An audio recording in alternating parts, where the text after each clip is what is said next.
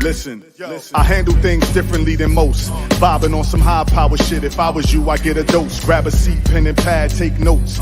Brace for the shift, many become disembodied. Adios, this is first-hand manuscript. The flow's powernomics, phonics. So you all get the boom from my sonic. I'm on it. Rashenku is so influential, mental, so we sent you when building up your temple. Simple, peace, God, what you into? Yeah, they say they want this more science, so I'ma give it to them. Islamism, no illusions when I'm interviewing. Know what I'm doing, no confusion, I ain't into cooning. I'm in the moving units, out here starting revolutions. In love with shooters, making masterminds out the goonies. I got them booming out here, zooming on the plane of soul. I tell them take me to the grove, they like Islam mode. I'm letting them know this not a show, this all systems go. It's two cells, one man, both high and low. I'm so spiritual, the indigos feel the vibe. I'm so lyrical, a miracle that I survive. Extend my 5 to the 4, I can see him coming. Plus my angel got the angle with the engine running. It's all justice, freedom, peace, truth, and love. My words become things, all hail the king, now I got him walking on water. Covered in the blood of the Christ, a rubber glove and a knife. Prophet Muhammad came to restore the order. Spectators sit back and watch, slave ships pull off the dock. Demigods round up the flock, time running short, got a race against the hands of the clock. 2020 something, pull it off the lot. Posted on any block, you say a Henny shot. Pour a libation for the fallen, it's been a lot of death. Thefts, right over left, hard of a line right under my chest. That's a godlike, prolific, godlike. Money longer than sloth and ab, the flock tight. Meditation, slap boxing with Satan. Cracking the peace, everybody that's here. Just wanted to share some Moorish music real quick. Make sure you go and subscribe to those artists on YouTube. Before we get really started today, first and foremost, here we always rise, giving the highest praise to the Most High, our Creator, our Father God, Allah. Here we extend honors to our divine prophet, Noble Drew Ali, bringing us our divine creed and nationality so that we may learn to love instead of hate. That's right. Over here, we follow Prophet Noble Drew Ali. There's no mistaking. We don't play around. We don't just overlook certain laws, divine laws from our prophet. We don't just go with the things that we feel like doing at the minute, because we are real, true Moorish American Muslims. There's a lot out here faking the funk, and it is an issue that we will discuss and clarify today. Not done giving honors though, because we also honor the forerunner, Brother Marcus Mosiah Garvey, and we give honor to all the true Moors, all the faithful, all members of the Moorish Science of America. We're talking to the faithful. We give honors to you. We extend honors to all the light bringers out there as well. Everybody doing that great work to uplift fallen humanity. Good evening. You're listening to the True and Living Light Bringers, your brother, Moorish America, Lloyd Douglas, also known as Sharif Ali. Here, we are uncovering and bringing glorious light to all issues pertinent to the Moorish American paradigm. That's what we do here on this podcast, this platform known as Moors in America. Hopefully everybody's having a great evening. If you wouldn't mind, please hit the share button. I said evening, but whatever time you're watching this, good morning, afternoon, whatever. But if you wouldn't mind, please share this broadcast everywhere. Put it on blast, put it out there. People want to talk about the bad news. Anybody ever heard advice? We're going to talk about that real briefly. They love putting the bad stuff out there.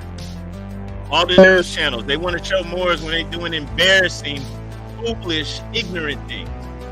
And then some of our own, even some who pretend to be us, who may look like us and pretend to be us, they want to promote the foolishness too. Even some who aren't from our community, but they want to act like us. They want to pretend to be us. And they want to promote the ignorance, the foolishness, the things that go against our divine, our holy, and divine prophet. That's okay, because we're going to put all that stuff to rest. This is a great discussion. You're going to see this is going to be a great discussion with the Sheik Kenick. I'm going to go in and show you how Moors feel about the law enforcement. All right. Or some of y'all want to call them the policy enforcers. They're not law enforcement. We're going to show you how we deal with law enforcement, what we think of law enforcement. We're going to show that true Moorish American Muslims honor the law. We abide by the law. It doesn't matter what these ruthless, careless, foolish, raggedy, trifling, low down people that are stuck in their lower self, but that want to call themselves Moorish Americans, or that want to call themselves Moors or Moors or whatever they're calling themselves. They take little bits and pieces of everything. They don't see that the news, media, they'll take that stuff and run with it. It's ignorant and foolish. It makes us all look bad. We're going to discuss what we actually do and also give out some instruction, because I know there's people out here that want to know what are we supposed to do. You hear the ignorance. You see the ignorance. You see plenty of it, right? You can't get away from it. The ignorant ones, the foolish ones, they're out here. They're loud. They're loud and they're proud. They're out here running their mouths. They're online every day running their mouths and pushing the foolishness and pumping it up. We don't do that here. And before we get into the interview with our brother, with the Sheik Kenick, I want to discuss some things, because one of the main reasons we're here is because this stuff is actually getting talked about. It's actually out there in the ethers, in the airwaves, being talked about, and it's showing Moors in a bad light. It's showing Moors in the light that we wouldn't like to see out there, because it doesn't show who we truly are. And it's almost like we don't have a voice. No one's speaking up and showing who Moors really are, what Moors really stand on. So if you hear about Moors, you're thinking, oh, the Moors, they try to steal houses. They don't abide by any law. They just make believe, have their own law, and they just do that, right? Wrong. So one thing before we do this, I want to share this. This is from policemag.com.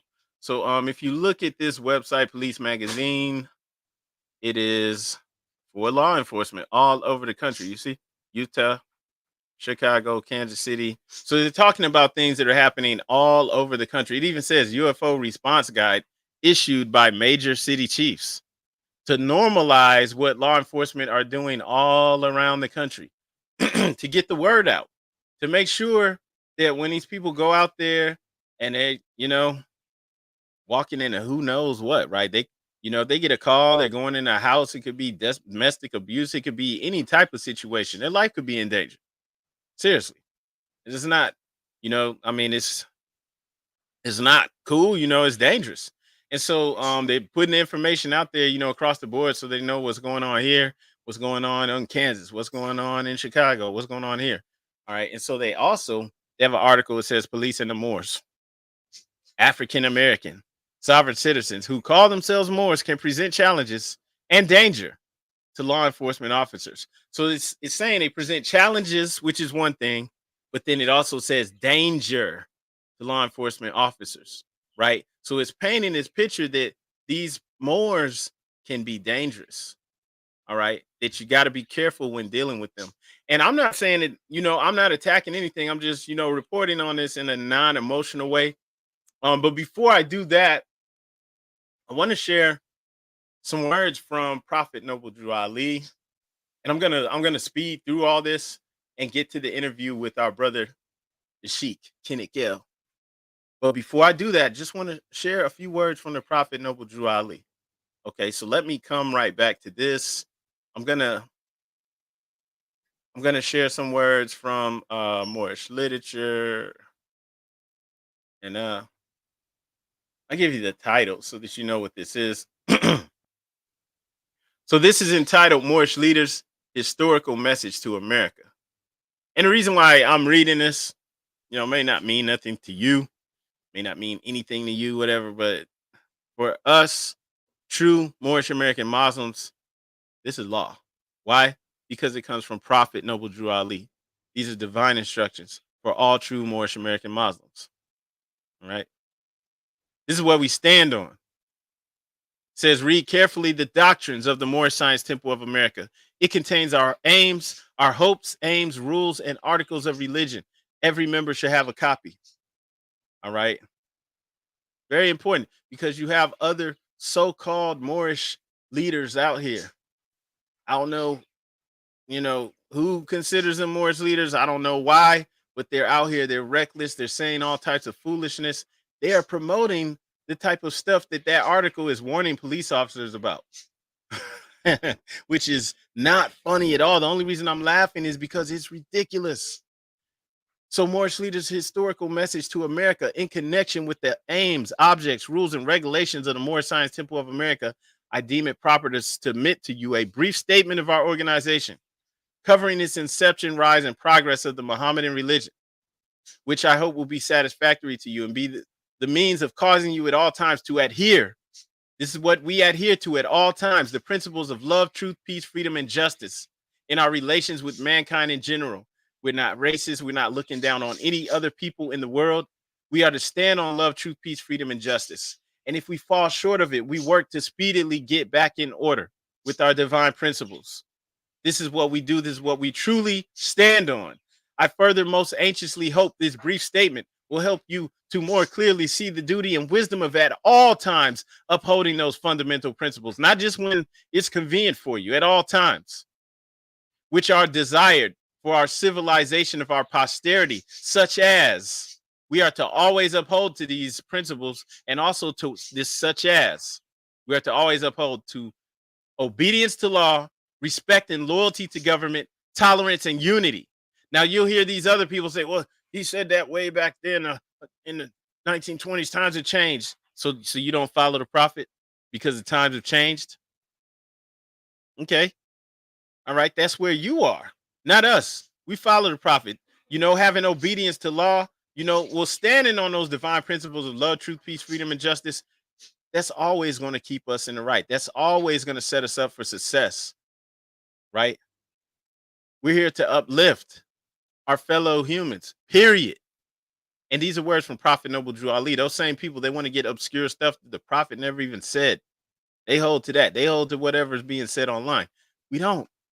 We uphold these laws, and also we make sure that we are at all times, right, upholding those fundamental principles, and also obedience to law, respect and loyalty to governments, tolerance and unity. Any Moors not practicing that, they are not true Moorish American Muslims. They have nothing to do with us.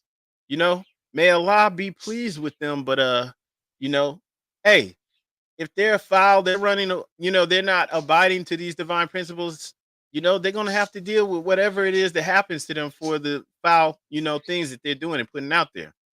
Now, we know that the Moorish Science Temple of America was legally incorporated, right, in the state of Illinois. I'm going to skip over some of the things in here. I just want to speak on a few things, right? The object of our organization is to help in the great program of uplifting fallen humanity and teach those things necessary to make our members better citizens.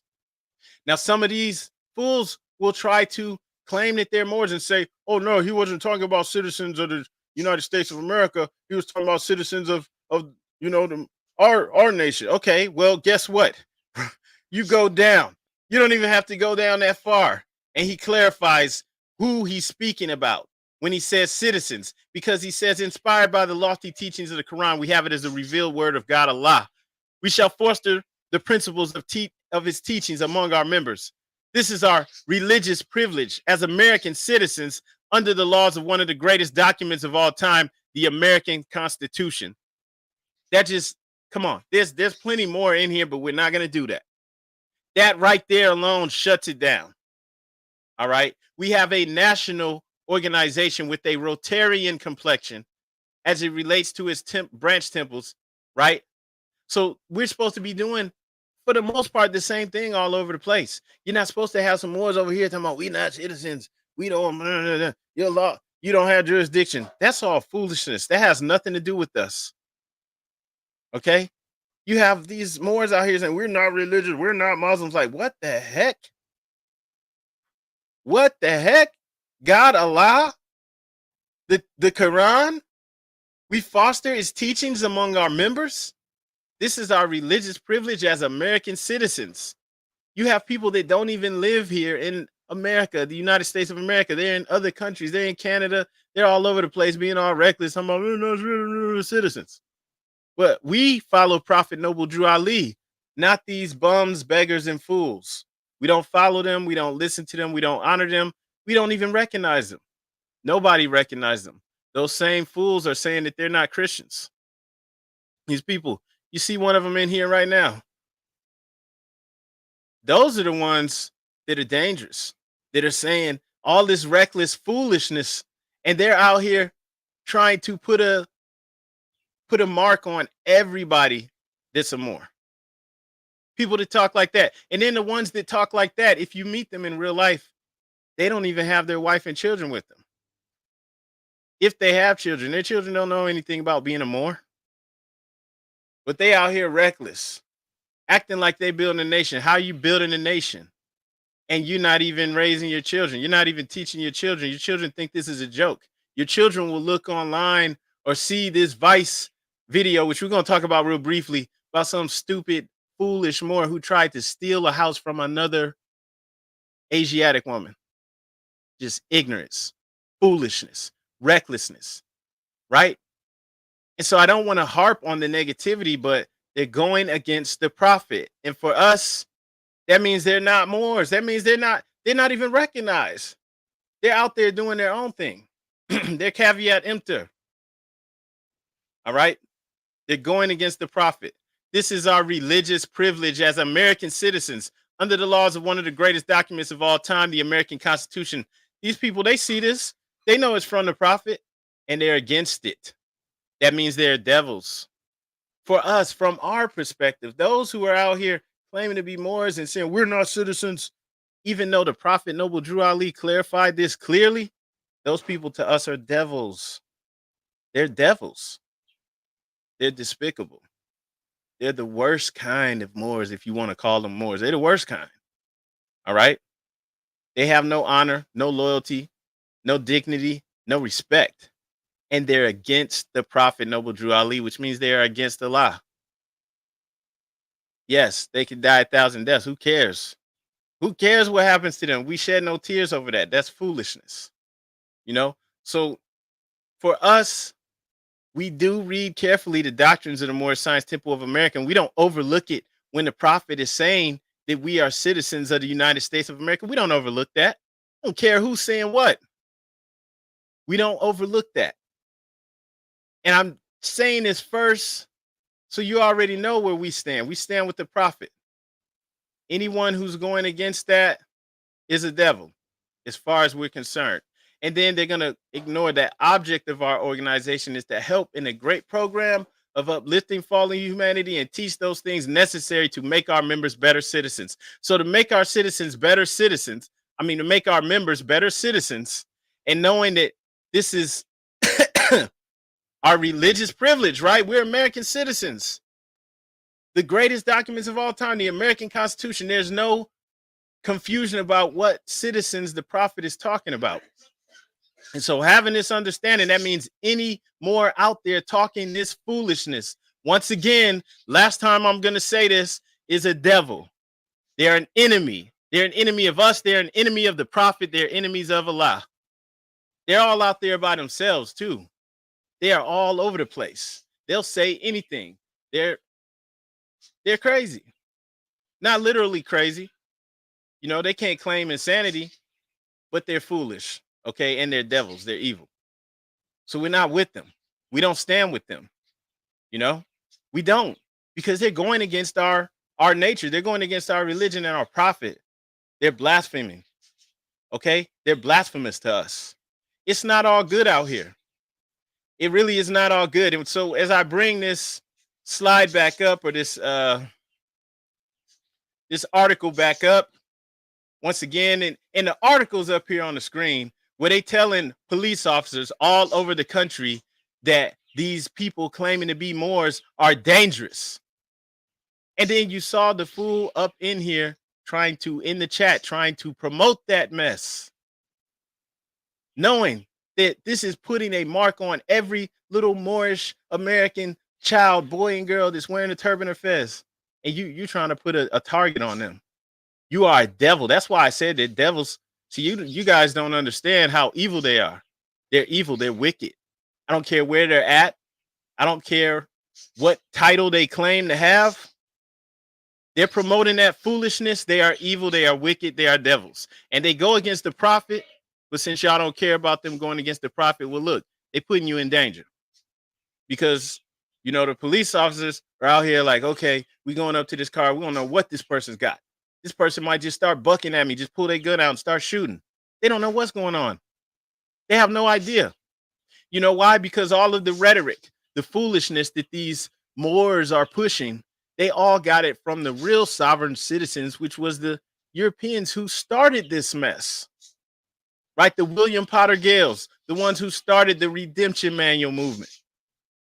They were saying and doing all this stuff. They had their own license plates and everything. Y'all just copying and pasting it, putting a Moorish face to it. And those guys really were shooting out with the police. They didn't care. So now that they have these Moors who are foolish enough to go along with it, I'm just going to read a little bit of this article. I'm not going to read the whole thing, but just getting down to it because we don't stand on any of this. All of this to us is slander and libel. Do not associate this with the Moorish Science Temple of America. Now, I see in the article they made a distinction here, okay, on this policemag.com. But I'm just saying, it's slander. This is not what we stand on. Challenging law enforcement interactions with sovereign citizens in the United States have become commonplace in the last decade. They're saying this happens all the time now. Okay? Happens a lot. And they're saying all over the country. So various law enforcement agencies are dealing with this. Right?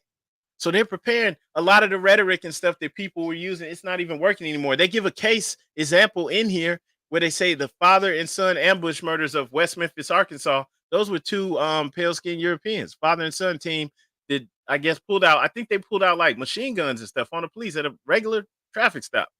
They just started killing them. And then they compare it with the standoff with the Rise of the Moors dudes in Massachusetts, even though they didn't shoot anybody. They compared it to it, right? Putting everyone, all these law enforcements all over the country on notice. Remember that father and son, right? That pale-skinned European father and son that murdered the police in West Memphis. They was on that sovereign citizen mess. And then all they got to do is click on this article. They go, they see the Rise of the Moors. Okay, they like, oh, whoa. Oh, whoa, whoa. He got the military. He got the body armor too? What? Camouflage? They didn't show the pictures of them with all the guns. They show that. They really gonna be on edge. Okay? Now, this is for the thinking people. The thinking people know that's dangerous. That's dangerous for us because we don't stand on that mess. We're not out here trying to break the laws. We're not out here trying to act like we don't abide by the laws. And even the Moors who are saying is acting like the laws don't apply to them is foolish because it's like you go to another country since that's not your country or it's a corporation. It's not a country. Okay. So you go to Libya, you go to Senegal, you go to France, you go to anywhere. You think you're gonna be telling them that you don't have to abide by their laws or that you're indigenous to the land or anything, anything of that nature? You think that's going to absolve you from the laws? It's a foolish, ignorant concept. But and I'm going to speed through this. But just going back to this now, that is just fallacy. It's ignorant, right? And so they put that Moors that Rise of the Moors thing in there, right? Talked about it. Then it says MSTA logic, and it's saying that there's a struggle between law and order and chaos. Are some other members of the Moorish Science Temple of America, generally referred to as Moors, MSTA logic. They give a little brief history on the Moorish Science Temple of America, saying 110-year-old MSTA's adherents do not dabble in sovereign citizen ideology, right? They know that. If you're a real Moorish American that follows the prophet, you saw what it said about us being citizens. So if you with that foolishness, you're a devil. I mean, I already stated why and showed why you're a devil. You are a straight up black devil. You're a slave. I don't care what you want. So you put the slave label on, man. You put it on yourself because you out here being ignorant and foolish and straight up going against the prophet. You know about, I see somebody that doesn't know anything about the prophet saying that. I see that. But you devils out here, you slimy, dirty, despicable devils. What's up with y'all? You know about the prophet, and you refuse to abide by the divine laws. That means you're a devil. Period. Because you can see where Moorish Americans stand. So, and then in Police Mag, they let it be known, right? Majority of the Moorish Science Temple of America's adherents do not dabble in sovereign citizen ideology. However, there remains a large contingent who utilize the esoteric tenets of traditional MSTA logic to mask and support their claims to sovereignty against federal laws, including the paying of taxes. They use the MSTA logic to mask and support their claims, right? They put it in here. They know more about the Moorish Science Temple of America and the Prophet Noble Drew Ali than you so-called Moors. Okay? Any Moors pushing any of that foul, foolish sovereignty mess, you're so far gone. It's ridiculous. It's despicable. You had this lady, and this this was so despicable when this guy, this so-called Moor, went into a lady's house in New Jersey. It says a New Jersey woman was preyed upon by a fast-growing extremist group that claims its members are sovereign Moors not bound by U.S. laws, which is foolish, right? This Asiatic woman bought her new house, and some so-called Moor went up in there and tried to squat in her house. And it's pitiful because this was picked up by the New York Times, right? Vice talked about it, Vice News. They have a huge platform. So hundreds of thousands, probably millions of people saw this. Despicable, absolutely despicable, right? What happened? So you have a Moor who actually went, a so-called Moor who went and tried to take a lady's house by squatting in it. All right. And it's so, sad and pitiful what he did. And then this got, picked up by the news. Of course, they jumped right on it. Right? He went in her house that she paid for, changed the locks, and tried to say, sending her all this bogus paperwork. Look, I'm going to put my thumbprint on there. Yeah, this means something. It didn't mean anything because the SWAT team came and got him out. It didn't work. It didn't work. It actually didn't work. So I'm saying, like, you have people doing stuff like this, and it's foolish. And then things are so sad that people, they act like nothing happened. This guy, he's still pumping and selling stuff. People don't say, hey, you try to steal that lady's house, that she's one of us. You shouldn't be stealing from anyone, period. But it's even more embarrassing the fact that she's Asiatic. What the heck? This is what they're doing. And if you look at the video, like when a woman's talking, you look at the video, the comments, you got all types of people coming in there. Other Asiatic people, like, yeah, my cousin was trying to get me into this. My sister was trying to talk me into this mess. It just looks bad all across the board, right? And then once again, the media, they jumped on it, right? Vice, they jumped on it. They have a whole segment. They just put out the whole segment, right? They put this out in little clips over the last 2 years, right? But they put out this whole segment, which I'm not going to play, talking about that situation with the lady. They even a clip where they showed that they tried to talk to the dude who tried to take her house. He had no shame. It's ridiculous, right? They showed the rise of the Moors and these other people, and they also spoke with the temple with, lastly, and the temple's like setting it straight, like, no, we're citizens of the United States of America, just like everybody else. We're trying to be better people. We're not out here trying to steal from anyone or take from anyone. Right? Standing on a profit where we're truly at. Okay. So they showed that, they spoke on it. That now I'm glad they did, show the positive light, but also the majority of this was showing all the foolishness that people are doing out here.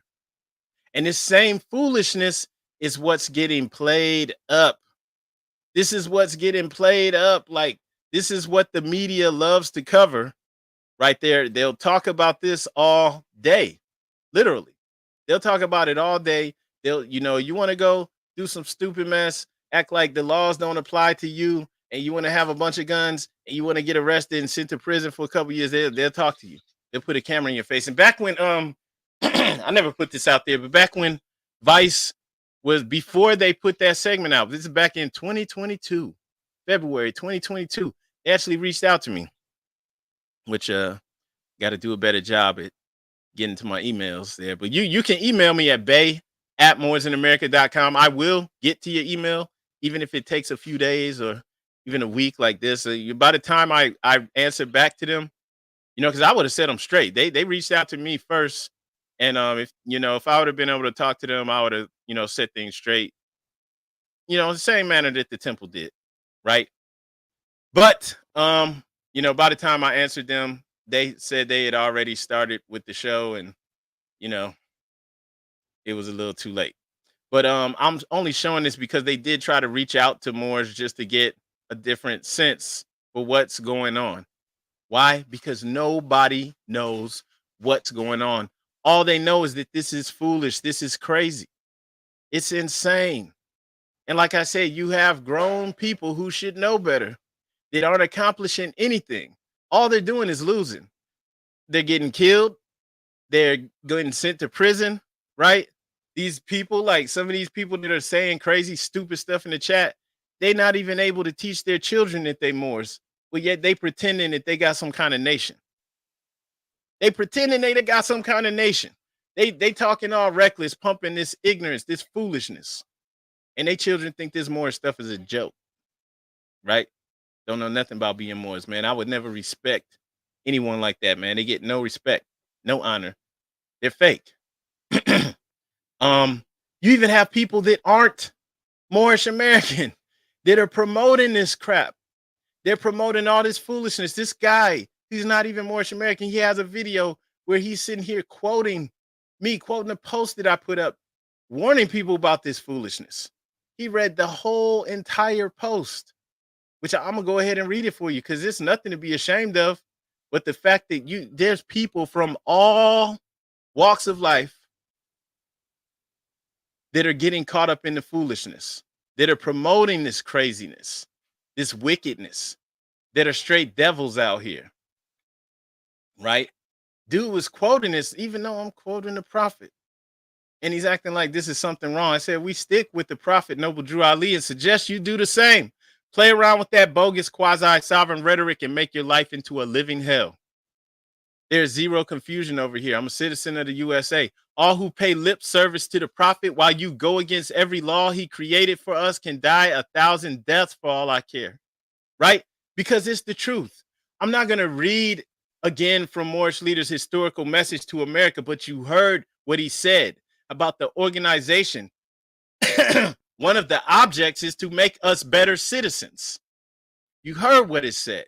It's not the only time he said we're citizens. There's no confusion where we stand. So y'all don't stand with the prophet at all. All of you wicked devils out there, you don't stand with the prophet. You pay lip service to the prophet, but you're nothing. You're devils. And so you're pushing rhetoric and foolishness, even though you know that the law enforcement is, rightfully so, paying attention. And they're like, okay, these so-called Moors present challenges and danger to law enforcement officers. Because if you don't follow the prophet Noble Drew Ali and you out here saying all this reckless, crazy, foolish mess, that's what you are. You're a devil. Okay? You're not going to put us in the same block with you because we don't stand with you. We don't recognize you. You devils. Okay? Some of y'all out here like cheerleaders pumping up these people who's not even part of the Moorish American Divine National Movement. They're outsiders. So quoting this stuff like I'm saying something wrong. If you pay lip service to the prophet and you go against every law he created, you're nothing but a devil. You're all lower self. The irresponsible ones clown us for being rational, law-abiding citizens who raise our children in stable households and live strong. We strive to live clean lives. They say we're not active because we do crazy things like save our finances to purchase real estate. We're not out here trying to ruin our lives, squatting in homes owned by other people, other companies. That house was owned by an Asiatic woman, and this fool was trying to squat in it, giving her all this crazy paperwork. and changing her locks while she's gone. While you going to work. That's how it is sometimes in the hood though. You going to work and the bums is just sitting there watching because they ain't doing nothing in life. They not getting nowhere. They're not prosperous. They're not active. They're not doing anything to uplift anything. They're not assisting at all. They looking at everybody else that is working and seeing what they gonna steal. What we gonna take? Oh, they out of town. Right? Islam, brother. They definitely gonna be dealt with. And I agree also with the brother James McGee. They have to be COINTELPRO. They have to be. They have to be some kind of evil entity that was sent in to slow down the movement, because in all honesty, it's a beautiful, positive, prosperous movement to uplift fallen humanity. You see, in general, to help mankind. It's not on racism. We're not looking down on other people. We not, we not with any of that. We stand on love, peace, truth, freedom, and justice for real. For real, to the point that, we not standing with anybody who's going against this. We not with you. This is for real with us. See, with those people, they wishy-washy. They'll do anything. They don't know what it's like to be around real Moorish American Muslims who ain't going for that foolishness. We don't go for everything. So they think it's crazy that we save up money and get finances, get our finances up to get real estate, right? We actually had a deed to it. We have the audacity to have a driver's license while we driving, right? I'm not gonna be out here. See, these fools, some of them don't have children. If they do, they're not taking care of them. So they don't care about riding. Some of them don't even drive. So they can care less about encouraging others to mess up their lives. Not gonna be out here arguing right to travel with the police. That's stupid. Right? So there's nothing we can do for anyone that sees that type of activity as progress. If that's how you think, you is on your own. You are on your own. You understand? They have to eventually see the folly in what they're doing on their own. And if they're unable to perceive it, they will eventually meet their own destruction. And who cares? Ain't nobody shedding no tears. Ain't even batting an eye at that mess. It's like, okay, another fool died.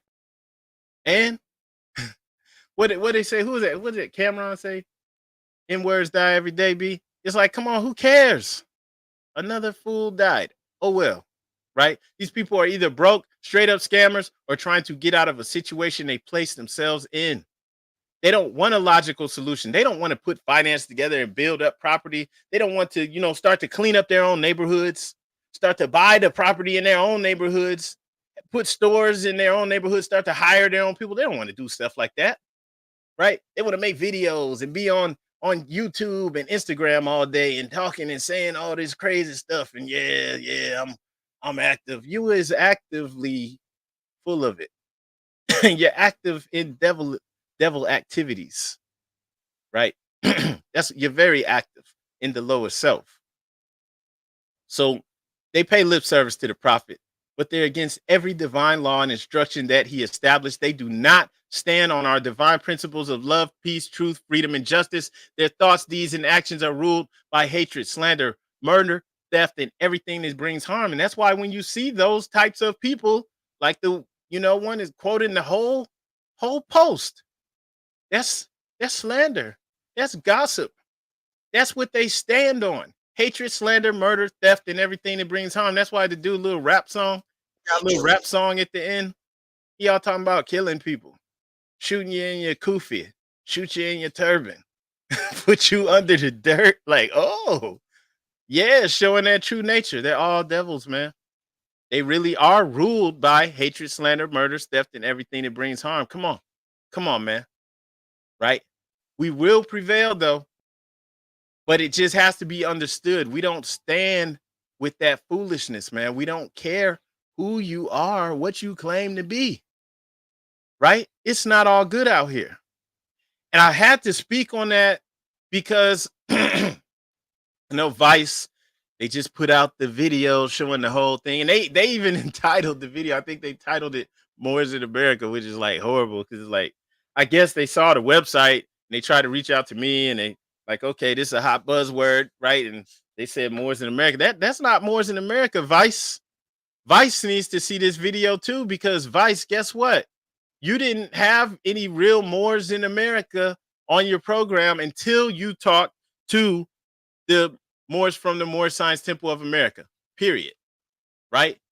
That's the only time you had any Moors in America at all. All right, everybody else is just doing their own thing. And for those that don't know what I'm talking about, that's what they entitled it. Like I said, I showed you an email. They reached out to me 2 or 3 times. It took me a minute to get back to them, but it says Ice News, Oslo Slade meets with Moors in America to learn about their origin story. They ain't meet with me. I don't know who they met with. Right? That comes on Showtime, and they got the big YouTube channel. They stuff gets at least hundreds and hundreds of thousands of views, maybe even millions of views. So a lot of people saw this, and it was all foolishness and ignorance, except for that little 3 minutes maybe of light where they spoke. They went to the temple and they spoke with the Moors in the Moorish Science Temple of America, and the leadership, the sheiks in there, when they brought the light and said where we really stand. That was it. So the rest of this is foolishness. If people are calling themselves grand sheiks, and they don't follow the prophet, they go against the prophet, and we know that. We don't stand with it. We're not going. I don't care, man. We could be standing face to face. I'm gonna let you know, you are devil. You don't stand with the prophet. You're going against the prophet, and it's not cool, because some of y'all are claiming to be actual leaders in the temple, but you go against them. So we know who they are. Not gonna put it out here all for everybody to see, but it's all good, because when we go house hunting, don't worry. We Moorish American Muslims, like the brother Paris the Moor. When we go house hunting, we have money. We have the finances, and we're going to buy a house. We're not looking for some people that went out of town. Let me go in that Asiatic woman house. She went out of town. I'm gonna go in there and change the keys and put no, heck no. That's what a fool does. That's so despicable and evil and ignorant. Anybody that's encouraging that, speaking about that, is a devil. And straight up, I really wasn't even trying to talk this long. I'm about to shut up, brother, because actually playing the interview with the Sheik Kenick L, but I did have to speak a little bit, and there's a lot of people watching, and that's great. Even more people can see the interview, but it did have to speak on this because Vice did just put that video out, and we do want to bring clarity. And so this video is going to bring clarity. We're not scared. We don't hide, right? We're not scared of law enforcement. Guess what? There can be Moorish Americans that's in law enforcement. Guess what? We're not scared of the government. Guess what? We abide by the laws. We have no problem with the laws. We can have Moorish Americans that can, run for city council and be mayors, and then some of these fake fools that claim to be Moors. What are you talking about? The prophet said, Moors, how would you like to have your own mayors, your own police chief? He didn't say for pretend, because all the stuff y'all talking about is pretend. We're going to pretend we're going to make our own license plate. Your own license plate that nobody recognize, fool. Right? It's stupid. It's crazy. Like with real Moorish American Muslims, right? Members of the temple, we do it for real. Meaning, if we, feel like laws and things need to be changed, we go through the due process, right? When you're at locally, with your local government, with your state government, right? We abide by the law. Period. Point blank. Ain't no shame in that. We don't live in denial. So let's go on and get to this interview, and I'm going to back on up Moors and let this brother Sheik Kenick L speak. If you're in here in the building, Sheik, say something in the chat. Everybody hit like and share. Here it goes, Moors. Learn something. Everybody share this. Let's get the truth out. It's Friday. It's the holy day. Peace. Baby, be careful. Right, peace, Moors. Today I'm speaking with the Sheik Kenick L. He's a good brother. His brother's doing a lot of work. It's a pleasure to have him here on the platform. I want to just turn the floor over to you, brother. Please let everyone know about yourself. Peace and love, family. I'm your brother, man, and friend, Brother Kenick, faithful member of the Moorish Science Temple of America. First, I give complete and perfect praise to Allah, the author, creator, governor of the world, almighty, eternal, incomprehensible. Honors to his illustrious prophet, Noble Drew Ali.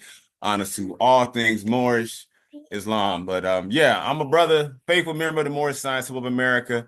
I've been active in the movement here in America for a little over a decade now. Learned a lot, experienced a lot, seen a lot. And I am really excited and just happy to be on this here platform. I've seen some of the interviews. I've seen and had a blessing to touch base with the good brother Douglas L and some of the work he's been doing. And I'm just happy to be here just to share my portion.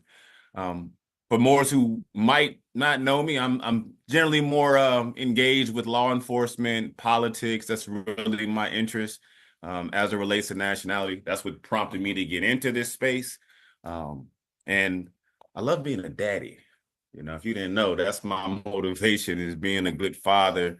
And I really think that's something that we really got to focus more on as Moors. Just let's really get to the root of being better to our families, being better citizens, and just contributing to society at large. But yeah, I serve in a bunch of different titles and positions, but most important is I'm faithful.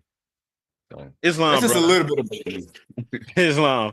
And I'm glad you said that, because we hear a lot of Moors, talking all this stuff, talking about all of these things to do nationally.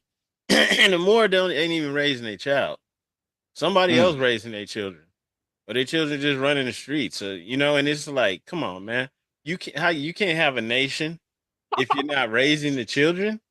And raising the children as Moors and doing a decent job, keeping them out of trouble, and giving them some kind of structure, right? So like that, yeah, definitely props to you. Gratitude, brother. I appreciate your kind words. And definitely that's key. Could you tell us a little bit more about your roles, within the Moorish Divine National Movement? Islam. So yes, I was first introduced to the Moorish National Movement initially in 2013, and I proclaimed my nationality in 2014, and I received the warrant of authority to open up a temple in Virginia Beach in 2015. And I served as the Grand Sheik of that branch temple for, it was about 8 years. And I've also served in various national roles. Currently, I serve as the Supreme Grand Spokesperson. I've served as a Grand Governor. I've served as a Supreme Divine Minister. I'm also an ordained minister of the Divine Ministry. And I'm also the liaison between the Moorish Science Temple of America and the FBI, various legal groups. I did go through the FBI Citizens Academy last year. I graduated just as a citizen, has nothing to do with my nationality, but just as a citizen, I was very much interested in learning more about exactly how does the law enforcement on the executive branch function. So I did sign up. Obviously, I'm a Moorish American and a member of the temple, so I was able to gather some really helpful, beneficial information as it relates to hate crimes, color of law violations, as that was my interest, and able to bring that information back to the temple. So serving quite a few different positions, supported lots of different Moors, received support from quite a few different Moors. But those are just a few of the titles and the functions that I serve in currently. Islam, brother. And so, yeah, definitely, like you mentioned, being a liaison with the FBI. Would you like to speak just in general, because that's gonna make, we already know like how a lot of people may react to that, or some people may react to that. I would say, their antennas may go up. So could you please explain, like, just in general, the view that you have of Moorish Americans, or at least what the prophet intended, how Moorish Americans should be interacting with law enforcement? Absolutely. So I got two kind of multiple, my mind is churning here. I want to read literature, but I kind of want to just talk at the same time. Because I think that the temple structured temple meetings are the best in place to really get the in-depth, but I can just give you a brief overview is that one, we are part and parcel to the said government, and we are to obey the laws and constitutions of the said government. We're not to overthrow. We are also not to speak radical against the church or any member of any organized group, as these are clearly outlined in our divine constitution and bylaws and our additional laws as Moorish Americans, as members of the temple. So when I just take that into consideration and I consider the fact, the simple truth, that law enforcement, government personnel, those are organized groups. And whether you agree with all of the behavior or not, the first thing is we should not be speaking radical. In addition to that, considering that religion is law and law is government, we as members of this religious body politic and corporate should most certainly be involved and active with government. And what I mean by being involved and active, I don't mean just voting and putting in your vote. I think it's really about actively getting to know the candidates, learning how different political decisions impact us, learning how law enforcement impacts us. There's so much confusion that I'm seeing from individuals that have kind of cherry picked which elements of nationality or the temple they're going to apply. But I think when we apply the big picture, it's about love, truth, peace, freedom, and justice. And I have to read something because I think that's the best way to generalize it. So I'm going to read an excerpt from the Moorish literature. The Moorish literature is a compilation of articles that were published in the Moorish Guide when the Prophet was on the scene. But these have been condensed in what we affectionately know as and call the Moorish literature today. This copy that I'm reading is from msta9.com, and that is our Grand State Temple located in Newport News, Virginia. And I'm going to go ahead and read this. Come on, shh, quiet down, baby. Daddy's trying to read, okay? Listen. Now, it's entitled The Prophet Plea to Nation, Friday, March 1st, 1929. And it reads, our divine and national movement stands for the specific grand principles of love, truth, peace, freedom, and justice. And I, the prophet, am applying to all loyal, faithful Moors, members, and the American citizens to help me in my great uplifting acts of uplifting fallen humanity amongst the Asiatic race and nation. For I have suffered much and severely in the past through misunderstanding of what the movement was dedicated to. It is the great God Allah alone that guides the destiny of this divine and national movement.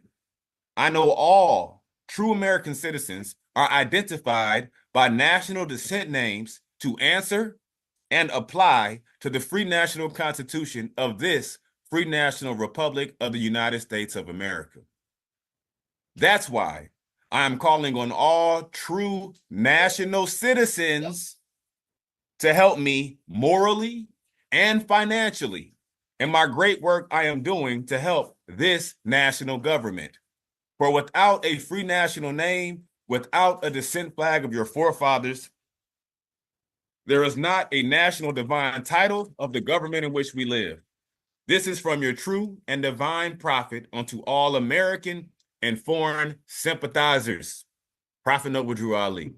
So with that, let me elaborate and go back through some of this and demonstrate my thought, my portion of understanding around these topics. First of all, understand the audience. The target audience is for all American and foreign sympathizers. Anybody that can sympathize with the current social and economic conditions that we see here in America plaguing the Asiatics, those are the ones that we're seeking to reach right here, right now. All the Moors in America. We're trying to get your attention and recognize that, first off, our divine and national movement stands for the specific grand principles of love, truth, peace, freedom, and justice. That's it. That's all. That's what it stands for. It stands for us to live, embody, practice, and teach these principles through our everyday lives. And we all know the most effective way to teach is through your example. So if you genuinely want to teach others how to live according to these principles, then we just have to live by these principles. Each of us individually have to go out and teach that. I mean, we also know, as referenced in the Holy Quran, I believe it's chapter 46, it talks about how all nations of this earth in these modern times are seeking peace.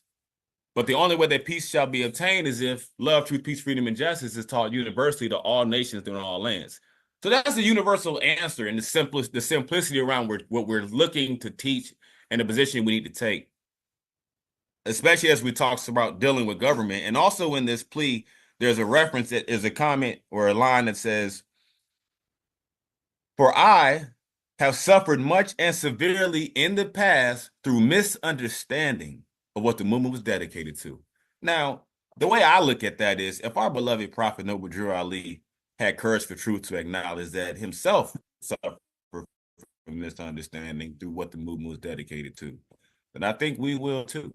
I think it's easy to get distracted because there's so much knowledge that we grow into once we really begin to study ourselves. When we learn about the illustrious history of our foremothers and our forefathers, it changes how we see the world, it changes how we see ourselves, and then we got to go through these stages of grief. Then we got to go through other levels of consciousness where we're growing. Then we got to really practice this. And I can tell you this from my own personal experience, personally and professionally, the Moorish Science of America has been the great and probably the best place for my development into this movement. And then in the next paragraph, a few things that I just want to hammer is that, one,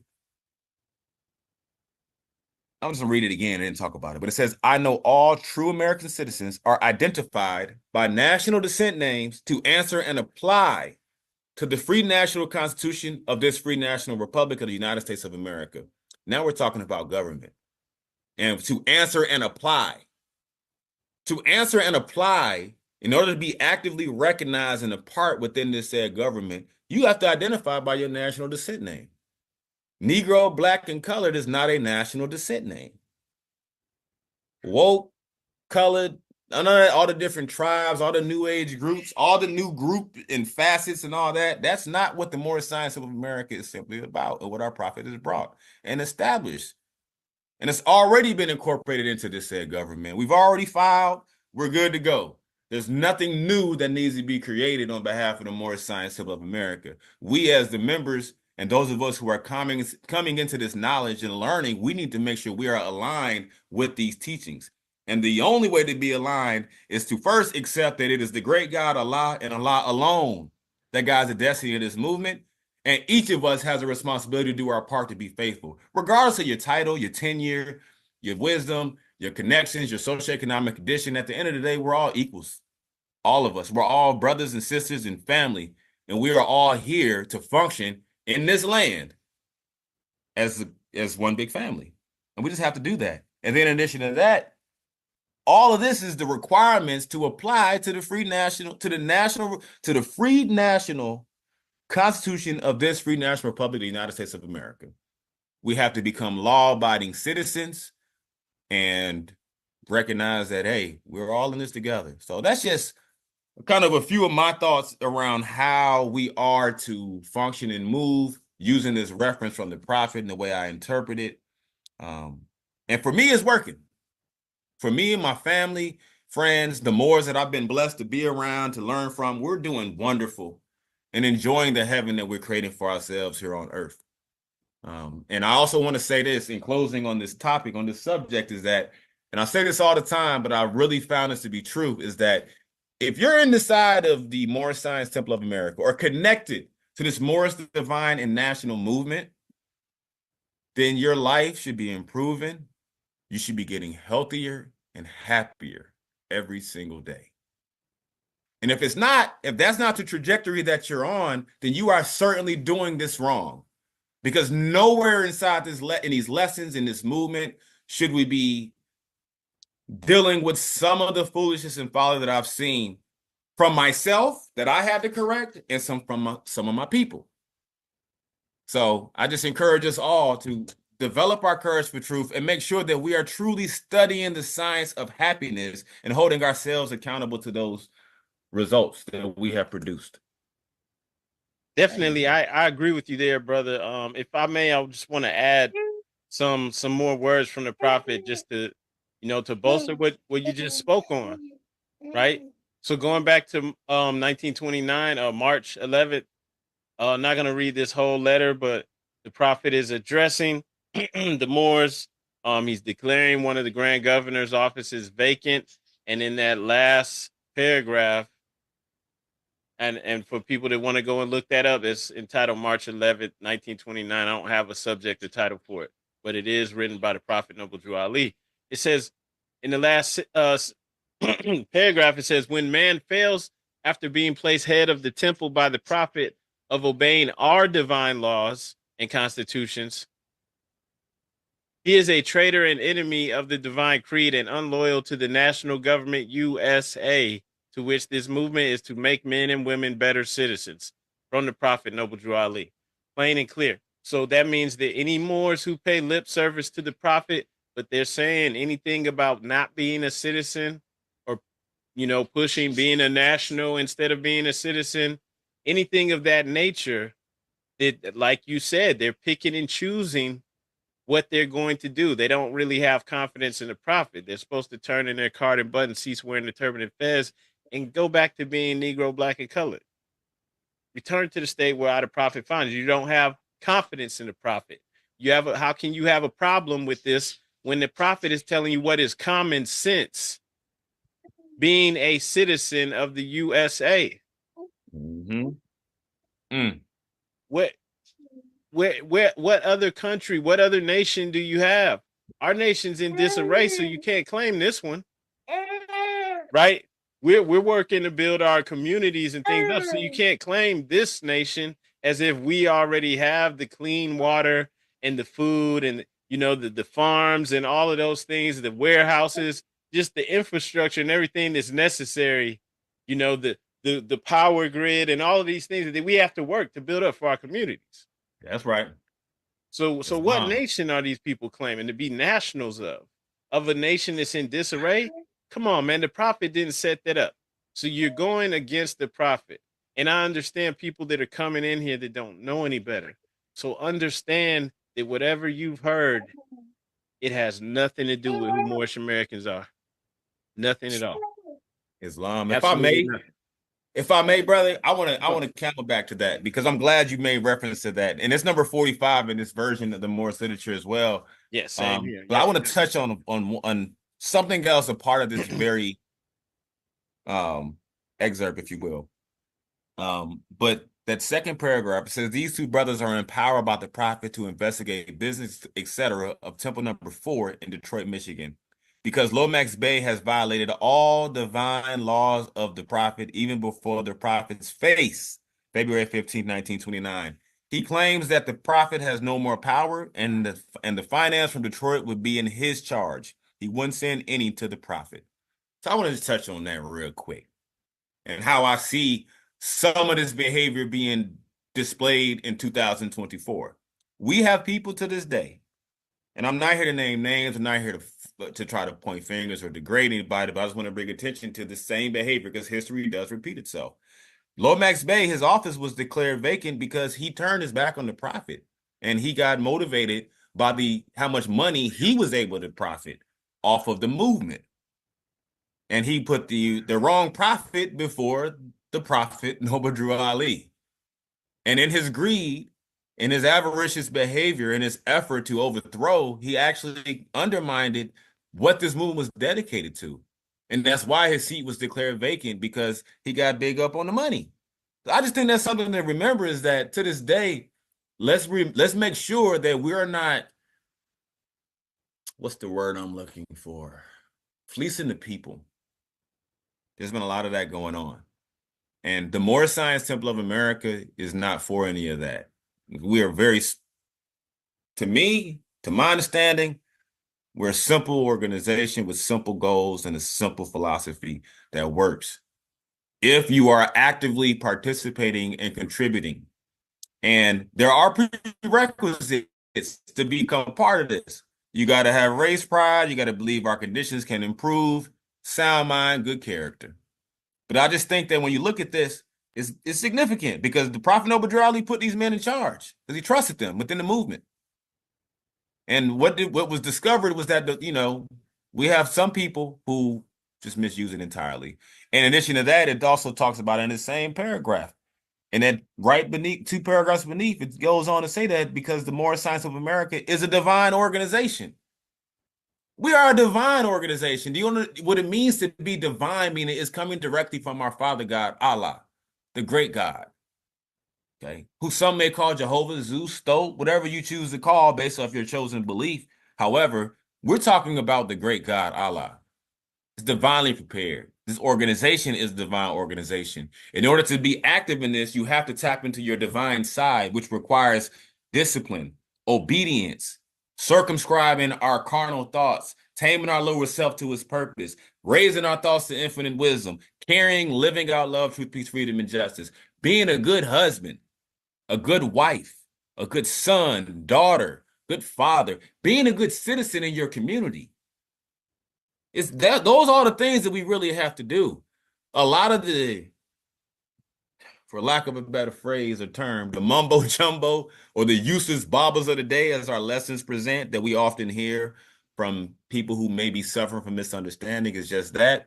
And I think that we all have a part to help uplift fallen humanity, because the teachings of the temple, they're for humanity. We're not an Afrocentric organization. We're not just focused on so-called Black people. We're not just focused on so-called Moors. No, we're focusing on humanity and uplifting fallen humanity. Everybody needs to be uplifted. So just my thoughts, brother, but I yield to you, sir. Islam, brother, and I'm glad you said those things. I mean, you know, everything that you're saying is practical and it makes sense. And in following those divine plans, right? This divine law from the prophet, the salvation is guaranteed, and it's not really hard to figure out how it works. Because when you really get down to it, you know, all of the mumbo jumbo, as you called it, that people are saying, nobody really knows how that stuff works, because everything that they're talking about leads to an endless rabbit hole, you know, of paperwork and of filings and of, you know, all of these things that nobody ever really truly understands. And so, you know, Yep. it's wild. It's wild that, you know, that is happening, but, you know, everything's in divine order. Islam. And if I may, you know, I want to just show a few things. Our authority.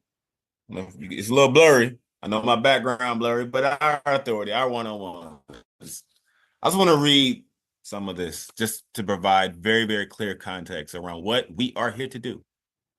And I'm going to read the second paragraph. And it reads, the Moorish Science Temple of America, deriving its power and authority from the great Quran of Muhammad, to propagate the faith and extend the learning and the truth of the great prophet of Ali in America. So we of the Moorish Science Temple of America, we derive our power and authority from the great Quran of Muhammad. And on the copy of mine, it's the Quran spelled with a K. The Holy Quran of the Moorish Science Temple of America. The logo circle 7. Okay. But we derive our authority from the great Quran of Muhammad to propagate the faith and extend the learnings of the great truth of the Prophet Ali in America. That's what we need to be doing. Sharing Noble Drew Ali's lessons in a practical sense. Not in some lofty, theoretical, philosophical belief. This stuff works, but you got to take it and save yourself. You know, and I want to touch a little bit into law enforcement and government too, in relation to how we should be dealing with them and why. First, let me give you the why. Our authority document is evidence that we were established as a religious body politic and corporate. That's how we were established. This is the affidavit of organization, the organizational certificate. Here we are, we're here. As an establishment of religion, okay? What does the first Bill of Rights say? I'm paraphrasing, but Congress shall make no law respecting an establishment of religion. So as an establishment of religion, simply put, free exercise thereof is something that we are entitled to as citizens who do live according to the Constitution, who are obeying the laws. Now, if you don't believe in that, or if you're not religious for whatever reason, that's okay. This message is not for you. But this specifically is for the members of the Moorish Science Temple of America to provide confidence and to remind us to stay faithful and to continue following your prophet, Noble Drew Ali. Right now, and we're going to read this in a second, but caveat emptor, there's a lot of Moorish groups rising. There's a lot of people waking up into the knowledge of self, and they want to go out here. And I'm asking everybody, my message to everybody, please sit at the feet. It's a common phrase you'll hear in the Moorish Science Temple of America, and it's worth doing. Sit at the feet of your grand sheik, of your sheik, of the one who's actually living the life accordingly, carrying out the lessons. And you can tell from the fruits of the labor. healthy family, healthy body, healthy conditions, positive mind, etc. All those things. But let me get back to this point I was making, because I kind of get on my tangents from time to time. So pardon me. But I want to touch on this. Federal hate crime statute. This is a reference. And I'm going to touch on this too. I know that you said earlier, there's a lot of different thoughts when you hear of FBI. Whoa. I've heard it all. Trust me. I'd have been slandered by my own people. All right. I've been called everything you could think of and imagine by some of my very own. And this is my question to all Moors, especially to the members of the Moorish Science Temple of America. My first question is, are you obeying the laws and constitution of the said government? It's a yes or no question. Right now it's rhetorical, but I want you to think about that. Now, if you are obeying the laws and constitution of the said government, what are you concerned about? What's your worry? Now, if you're not, then I encourage you to stop doing whatever illegal activity you're doing. We are law abiders. We are not here to teach or to promote anything that contradicts the laws. We're not here to promote or teach anything that institutes violence, harm against another human being, stealing people's property, taking from others, any of that. That ain't got nothing to do with more science. And just too, before I go into this that I wanted to read, I want to say this too, is that every Moorish American is not obligated to respond and address the foolishness of other Moorish Americans. We don't need to be discriminated or stereotyping one group because one or two individuals does something that's foolishness. And I've used this analogy before, and I think it's fitting, is that every Mexican American is not a part of the cartel, nor are they actively trying to stop them. It's not the responsibility of every citizen. That's where law enforcement comes in. So this brings me to my point. Our relationship with law enforcement. First off, every Moorish American within the temple, every Grand Sheik, you should go and meet with your local law enforcement. You should. If you're empowered to make and enforce law, you should be going to meet with government personnel and law enforcement and understanding how they work. And great, I'm glad you put it on the screen. Let's talk about this. But before, let me read this since it's up. Look, first I want to read this hate crime statute that's from the FBI Civil Rights Program, and then it's going to tie all together, okay? But in the FBI Civil Rights Program, there's a hate crime statute, and it reads, damage to religious property, obstruction of persons, and the free exercise of religious beliefs, Title 18 of the United States Code of Law number 247.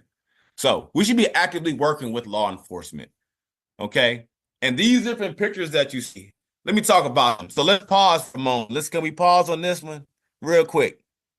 So this one, the FBI Norfolk Outreach Newsletter. This is an official publication from the Norfolk FBI that they published last year at the end of the year when they recap all the different initiatives and things that they've done throughout the year. Now, in here, you can see in the bottom right corner, that's a picture of us when we went to Virginia and we held a educational workshop with members of law enforcement about Moorish Americans. That was done on October 19th, I believe it was. It was October 19, 2023. And it was myself, the brother, I'm in the blue. I'm in the blue ethers again. Ain't nothing strange. I'm in the blue ethers again. But it's me in the blue right there in the center. On my right is Special Agent Dugan. He's in charge of the Norfolk FBI. Very, very good man.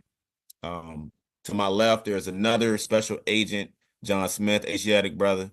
Pretty good man. To the far left, there's Ted Rose, who is director of the FBI Civil Rights Program. Very, very good man. To the right of Special Agent Dugan is the Sheik Ricardo Bey, great Muslim, great brother, lives a life accordingly, and I encourage you to get on his line if you need just some encouragement, somebody to talk to. Great brother. Then on the far right, that's Grand Sheik Reginald Timzel. Man, one of the best Grand Sheiks I've ever had the luxury of sitting amongst, learning from, being around. You talk about an outstanding, positive brother who was about the work, about the family. But these were the brothers that accompanied me when we went and did this presentation. And as you can see, the FBI Norfolk continued building relationships with faith-based communities. Pictured are Norfolk staff with leaders of the Moorish Science Temple of America. So yes, we genuinely are active. and we have a positive working relationship. And I think we even talked about doing that PowerPoint on one of these shows. We may have to come back and do it here on this platform, but I think the presentation that we shared with the federal government, we did present it during our convention last year. So if you're not connected, please get to your temple, come to your convention, and get active. Because a lot of these things that we are doing, again, they're for the benefit of humanity. Our organizations particularly have to recognize that we are part of faith-based community. And we have to get out here and connect and represent and support. So that's just one reference. So I just wanted to touch on that because I think we need to know what's really happening. And no, I'm not an FBI agent. I am a citizen. I'm an agent of the Moorish Science Temple of America. I do mean, you can represent. see the Asian American Alliance right here on the same picture. You see it? Asian American Alliance and Chrysler Museum to host the Asian American Law Enforcement Town Hall. If you notice, And it looks like they're at the powwow too. every group needs to ensure that we are actively working together.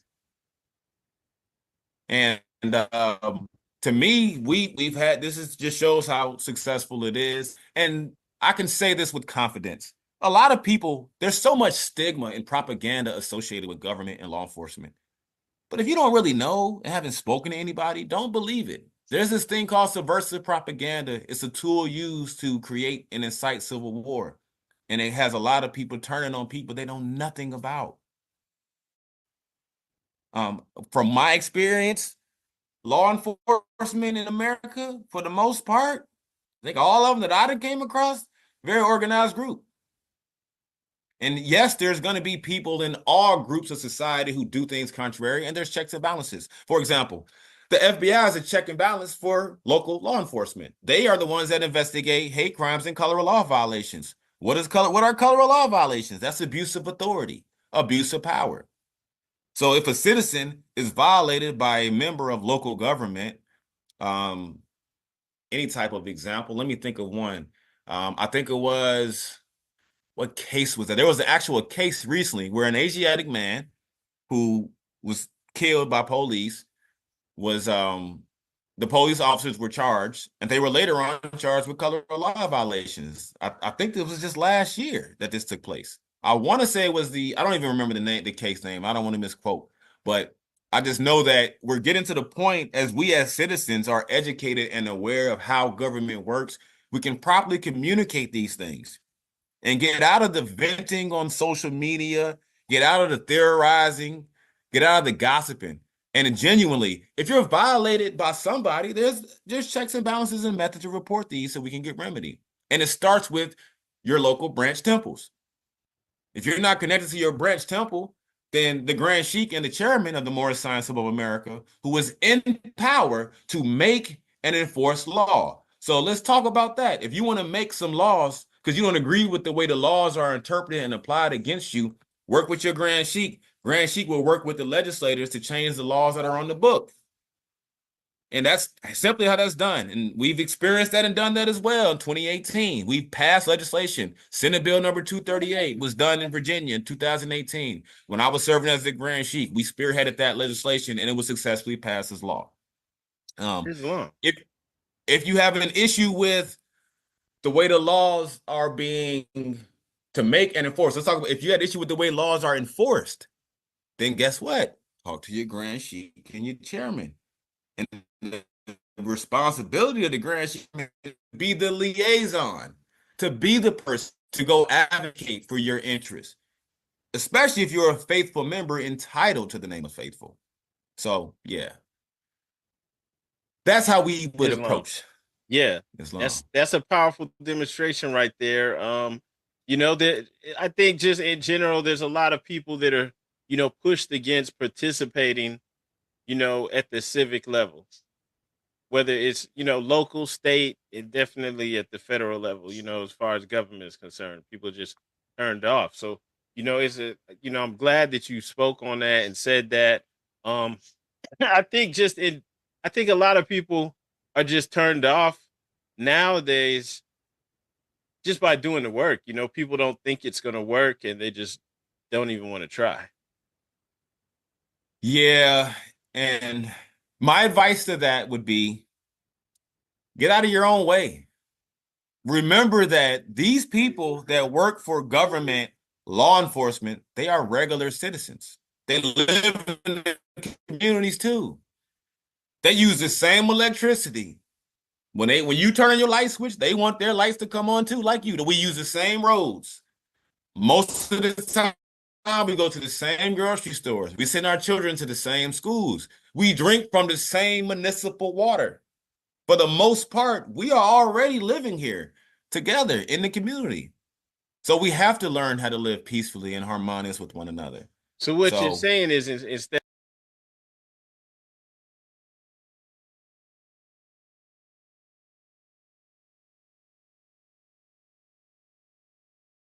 Islam Moors, I want to pause real quick just to give you just an example. This is a great discussion. The Sheik Kenick pardon, actually showed words and quotes from our prophet and show where we stand. We showed those same words earlier in this broadcast. You have a perfect example right here. This person, Afro Samurai, going on and on, saying all types of other stuff, completely ignoring Prophet Noble Drew Ali, saying that we are citizens, we are law-abiding citizens. You have people, even some who may call themselves Grand Sheiks, which is insane. No Grand Sheik of the Moorish Science Temple of America should ever say this. But I'm going to give you an example. You have some who claim to be in leadership in a temple, but no real true temple can recognize them because they're out of law. They don't abide by the Prophet Noble Drew Ali. They're saying stuff like, well, when the Prophet said citizens of the United States of America, he didn't say USA was actually unity, salvation, Allah, which is insane. It's insane because the prophet says that the American Constitution is one of the greatest documents ever made. And he said that in this Moorish leader's historical message, right? He said that right after he said that one of the objects of our organization is to make its members better citizens. Citizens of what? America, dude. The United States of America. That's why he said the Constitution is one of the greatest documents ever made. And so you have people out here spreading falsehood. They refuse to abide by the prophet, yet they want to claim to be Moors. That means they are not with us. They're these rogue people that are out here saying and doing anything. Saying and doing anything, right? Like this dude, this guy, we show the prophet. We show what he taught. For us, that's law. It's not law for you because you're lawless. You're reckless. You're insane. You're out there doing all types of stuff. You're promoting the type of stuff that we're teaching and showing is wrong. I mean, it's common sense that it's wrong. Just wanted to say that because everything that the brother Kenick L is saying in here is right, is logical. There's nothing wrong with it. I get like some of the comments in here, and that's why I pause it because you see somebody, was it Ludvelt Saint Lin or Sakbase? Are you Haitian? He said, "What's up with the thumbnail pictures?" The thumbnail shows the brother shaking hands with the FBI director, and it's like, guess what? He didn't say he's an FBI agent. He's not an FBI agent. He didn't say he's working to bring down the movement. He said he went to the FBI Citizens Academy. And guess what? Now, I can't blow this picture up, but in that picture, you have people from all over, regular citizens. He's at an event. They had so-called Native Americans there. They had an Asian community little committee that came there. Everybody can go and know what's going on with law enforcement and know how to follow up if their local law enforcement is not doing what they're supposed to be doing. If they have abuse and things like that taking place, they know what to do now. They know what to do in their community. They know what's going on, and they're letting the FBI know who they are. Everyone can do that but us, right? We gotta be bootleg. We gotta be scared, right? But everyone else can be legit.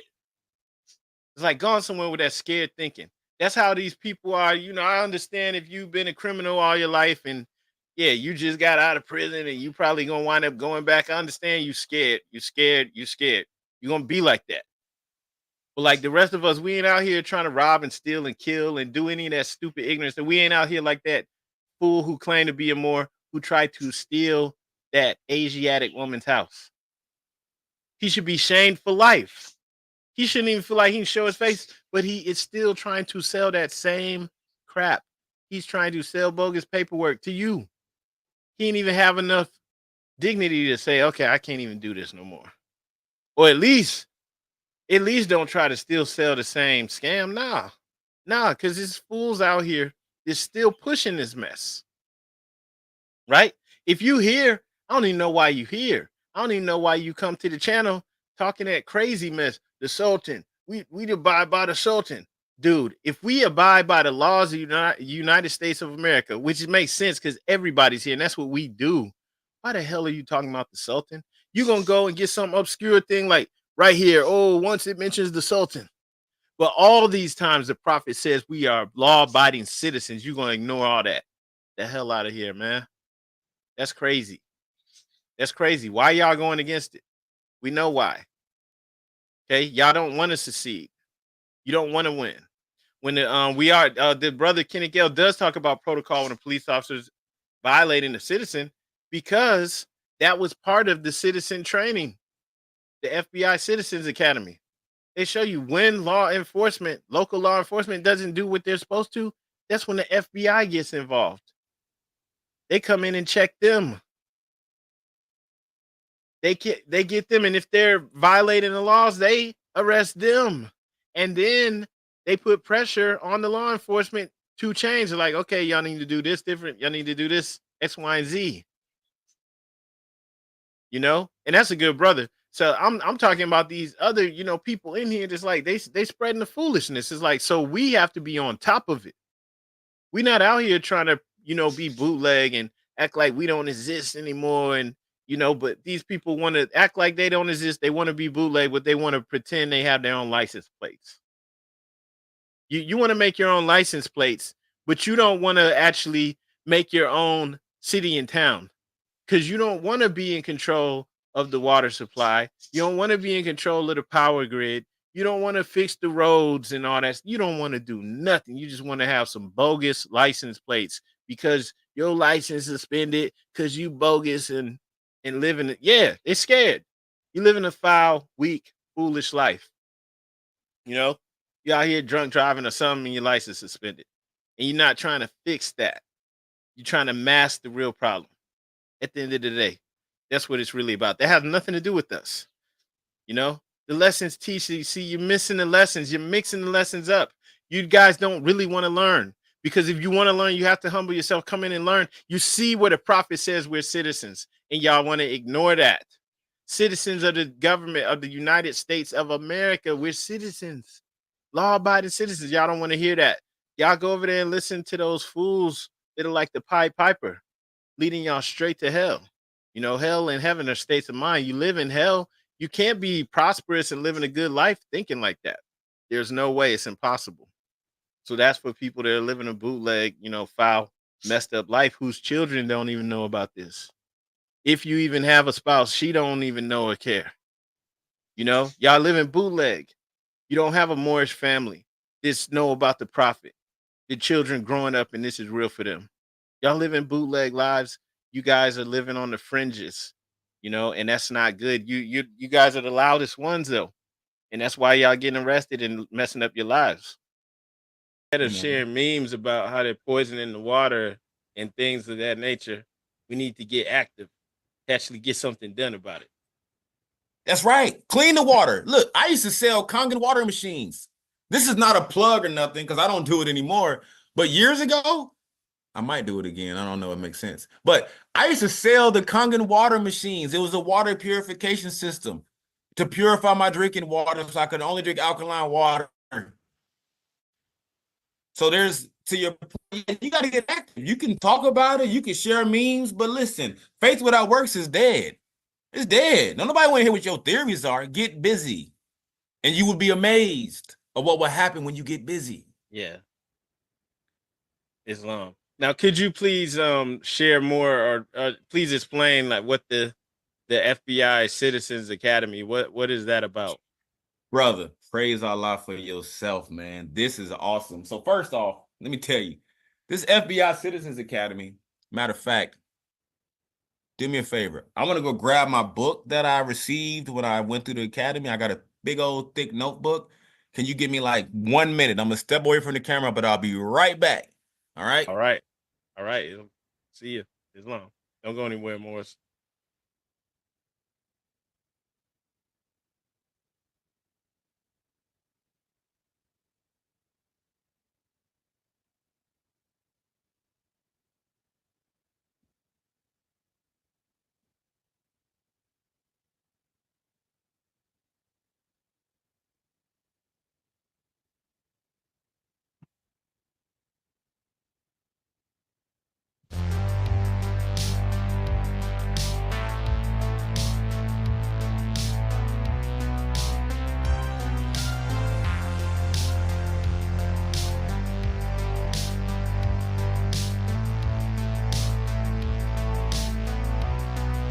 All right, we back. All right. All right, Islam, brother. Islam, Islam, Islam. So praise Allah. Thank you for all of this. So let's talk about that. You want to put that back up on the screen? Because I want to talk about that because it's very public. That picture from the FBI Citizens Academy. So as you can see, that is actually at the FBI office in Chesapeake, Virginia, where that picture was taken. The Norfolk field office, their office is based in Chesapeake. But that was all my peers that we graduated from the academy with. Wonderful, wonderful group of people. It was truly a blessing and an honor to be able to sit and listen and learn from these community leaders. So the FBI Citizens Academy is a program that's offered by the federal government for citizens who are leaders in their community to come out and participate in an 8-week program where we get an in-depth view of what the FBI actually does. How do they investigate certain matters? And obviously, I don't have a security clearance, so they can't give me access to everything, but they can give us some insight about it. And I'm actually going to read a section. So this is the book that I received for the program. You probably can't see it all, but it's a very thick notebook. Every single week, we went through different lessons. I'm going to read the opening paragraph and just kind of give you guys an overview of what it is we were discussing and why I encourage any citizens, all citizens, if you are a leader, you should participate in these types of programs because the insight you learn is invaluable. But let me just read this. It reads, this is from the Department of Justice, Federal Bureau of Investigation, April 5th, 2023. Dear esteemed leader, on behalf of the Federal Bureau of Investigation's Norfolk Field Office, I would like to welcome you to the 2023 Citizens Academy. The FBI is committed to working with all Hampton Roads communities to address national security and criminal threats. The Citizens Academy is an example of our commitment to build a bridge between law enforcement and communities we serve. This program will help develop partnerships with valued community leaders representing academia, corporate, governmental, medical, and other key community organizations. These partnerships will facilitate discussions on terrorism, international and domestic, espionage, cyber threats, public corruptions, civil rights, violent gangs, financial crimes, crimes against children, and violent crimes. We are eager to hear your concerns and insights about related issues affecting your community. Finally, we hope the Citizens Academy will be a catalyst for improving the quality of life within your respective community. It is our goal to improve on ways that we can work together, develop proactive initiatives, and project a positive image of the FBI. Thank you for joining us. Sincerely, Brian C. Dugan, Special Agent in Charge. Now, there was obviously the opening. And when I got this, I was like, well, this is interesting. And I had a question, and I'm going to share my question that I presented during the first session. My first question was, hey, what is COINTELPRO? Because that's what I always hear. And the special agent in charge elaborated that the COINTELPRO was a program that was implemented in, I think it was the 50s or 60s, where the federal government did unconstitutional practices and violated some citizens' rights and how they were spying on them, and they realized that they could never do that again. I was very happy and proud of the fact that they took accountability for the impact, and I also had to acknowledge that it happened way before some of these guys were born, and they weren't even a part of the agency. I was even alive when some of these things happened. And that brought me to another point, which is, how often are we arguing and debating for things that we really don't know is true or not? Things we didn't even experience.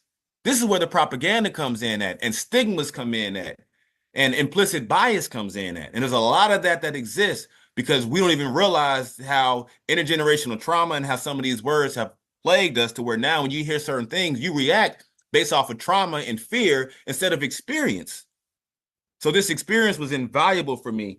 I learned so much, some of the different programs. So let me touch on some of the different topics that you obviously heard, but we went over all types of stuff, from their priorities to their recruiting tactics to how they investigate their evidence response teams, firearm training. Man, I even got to go to the range, got to shoot a Tommy gun, got to really see what they were doing, went to Quantico, got to see in Quantico the National Law Enforcement Training Academy. I went there at that time, I was actually serving as the Grand Sheik, and Reginald Timsell was my assistant Grand Sheik. So him and I went together to Quantico, and we got to see firsthand. Went to the Hoover office there. We got to see the weapons room. Really got to see firsthand. And a few things that I found very interesting is, one, the overwhelming majority of staff was Asiatics. I was like, wow, here we are, thinking up and swearing up and down that the government is some other people. But when I went there, from a law enforcement perspective, I saw more people that looked like me than anybody else. Overwhelming majority. The top ranking officials who were leading many of the programs in the national headquarters was dark like me and you, and they were of olive hue. So all this experience, just seeing this stuff firsthand, I'm like, you know what? We got to tighten up. So this program, it was wonderful. I read to you what was introduced when I first joined the program. Now I'd like to read to you the certificate that I received when I finished the program, because everything that I discussed and shared in that opening letter that came from Special Agent in Charge of the Norfolk Field Office was accurate. So now I'm going to read this certificate that I received. This is also from the Department of Justice, and this was May 17, 2023. And it reads, "Congratulations on your graduation from the FBI Citizens Academy program. I'm grateful for your willingness to sacrifice valuable time from your work and family to learn more about the FBI and our mission. What you have learned will hopefully give you a unique insight into the successes of our organization, as well as some of the challenges that we and our law enforcement partners face every day. We hope that you will share this knowledge with others and serve as an FBI ambassador in your workplace and your community. By spreading the word, you help us to demystify the FBI and let people know the vital role our special agents, analysts, and professional staff play in protecting all people in the United States and Americans around the world. Public support and understanding are essential to the FBI's success. We can't accomplish our mission if people don't believe us and trust us. Our credibility can make all the difference in whether someone comes forward with a vital piece of information that could prevent crime or a terrorist attack. Beyond serving as an ambassador for the Bureau, I would ask you to do 3 more things as a Citizens Academy graduate. First, continue to be a role model in your community and leader in your chosen field. Second, please recommend your peers to us for the Citizens Academy program, so even more people can benefit from this experience. And third, please join the FBI Citizens Academy Alumni Association, which promotes safer communities through community service projects with an emphasis on the FBI's mission. Thank you for your support. We look forward to working with you in the coming years to protect our communities and our country. Sincerely yours, Christopher A. Wray, the director. So this is from the director of the FBI. This is their certificate that they gave me. You probably can't see it because it's all blurry, but it's all good. I have it. Praise Allah. So it's a great experience. Invaluable lessons. One of my favorite lessons is when I learned about how they participated in an investigation to find the little girls, crimes against children, a young girl who had been kidnapped and was abducted, and they were able to track her down using some of the technology. And I thought it was amazing of how we can leverage these things to actually do right.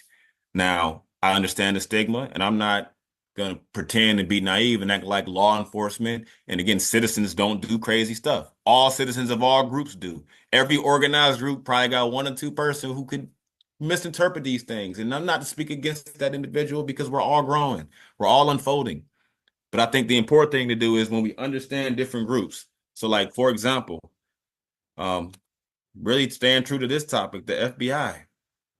And I like to do this with all organized groups, is understanding what is their mission and how does it affect me and my family. So when I'm dealing with FBI and I approach them, I'm looking for information around hate crimes, color of law violations, stuff centered around their FBI civil rights program. That's it, and that's all. Not looking for anything else. Those are the things that I'm the most interested in. And after learning about how they do their job, I think that's very important to do, because a lot of us have experienced hate crimes, but we call it police brutality because police are being brutal. But when we're talking about actually doing their job, as far as the FBI, it's their job to police. So they're supposed to look into use of force. They're supposed to address these things within our community. But if we're afraid to report them, as is stated in the certificate that I received, then hey, how can we expect anybody to do anything? So a lot of citizens are complaining about government ain't doing this, ain't doing that. But like I learned from the special agent in charge before Dugan took over, when I first was introduced to them, and I'm gonna show you how I was introduced to them in a second. But what I learned was, and he said something profound at one of the community roundtable meetings. And he said that a lot of citizens, they go to the judicial branch of government with legislative concerns, and they go to the executive branch of government with their legislative concerns. People don't know how government works. You think just because somebody works, because they have a job in the government, that they represent everything, when there are branches, there are levels, there's local, state, federal, judicial, executive, legislative. So when you have an issue that's impacting your community, where do you start? Who's the first point of contact for you? That's what each citizen needs to understand. And then once each citizen understands how does it all work, now you can begin to advocate. But you got to understand that first. And this is the part I want to touch on. Then I'm going to yield the floor and open up to you, brother. Any feedback, thoughts, comments, questions, concerns. But how did I meet the FBI? But that's another big topic. How? I met them because in 2018, I received a Human Rights Award from the city of Virginia Beach. From community work, I also received a Volunteer of the Year from Virginia Beach Public Schools from the mentoring program that I was running in Virginia Beach Public Schools as a partner in education. So as I'm doing this work in the community, volunteering, serving as a Grand Sheik, working my job, tending to my family, we had passed legislation that year as well. 2018 was a very, very strong year. However, after the legislation was passed and all this stuff happened, I was actually nominated in 2017, but I didn't receive the award. Then I was nominated again in 2018, and I did receive the award from the city of Virginia Beach. So I was invited to the award ceremony, like the practice where we would practice for the ceremony to kind of get idea what we're going to be doing. When I went to the meeting, I saw the FBI there because they were also receiving an award from work that they had done in collaboration with the Virginia Beach School Board and a couple of representatives from the school board to help combat the opioid epidemic that was plaguing America back in that time frame. Some of y'all remember, but that was 2017, 2018. So when I walk in and I see them, I'm like, oh, wow, the FBI. I had never seen an FBI agent in my life outside of Law and Order. So that's what I said. I said, hey, y'all, I ain't seen y'all before. Y'all, this is like Law and Order. You guys are the actual FBI. This is kind of cool. Like, I'm intrigued. And one of them was like, yes, we are, but this is not a movie. Where the real life? I said, this is amazing. I always wanted to know where you guys were and what was going on because, like many of us, I had a lot of implicit bias, stigmas, preconceived notions, and misunderstandings around what it was about. So I was invited to come to the community roundtable because there was no representation from the Moorish Science Temple of America. So I went and I sat down and I received so much profound insight. One of them was one of the agents said to me, he said, "Hey, bro, you a Moor?" I said, "Yes." He was like, "Man, thanks for coming down here." And he said, and I quote, "Moors don't come down here." And I had to think about it. Well, I don't see why not. Why the Moors ain't gonna go talk to law enforcement? You said you in law, and you said you enforcing the law, then you might want to talk to law enforcement. It's not a unilateral thing. It's not you can't just do it alone. And that's something else I learned in this whole process is that when you understand how government works, at least from a law enforcement perspective, all groups work together. Okay, all of them. Local, state, federal. Local police, state police, federal agents all work together. Okay, but they have different jurisdictions and responsibilities. The question is, who's responsible for what? And how does it relate to you and I as individual citizens? And it varies depending on where we live. And it also varies, in my opinion, significantly based off your understanding. Because if you are naive to this, you don't know how it works, then you know ignorance of the law is no excuse. You might get treated a certain way. And let me read this last thing, and then I'm really going to yield the floor to you, brother. But this is what I wanted to read. And these are the words of my prophet. Got to bring it back to my prophet, Noble Drew Ali, because it's real. And this is from the Divine Warning. Okay. And I'm going to read 3 paragraphs, and then I'm going to yield the floor to my beloved brother here. But it's a divine warning by the prophet for the nations. And it reads, and these 3 paragraphs I'm reading. The first one, another one is, I'm going to read them. So, the citizens of all free national governments, according to their national constitution, are all of one family bearing one free national name. Those who fail to recognize the free national name of their constitutional government are classed as undesirables and are subject to all inferior names and abuses and mistreatments that the citizens care to bestow upon them. And it is a sin for any group of people to violate the national constitutional laws of a free national government and cling to the names and the principles that delude to slavery. Let me pause, commentate before I go to the next paragraph that I want to read.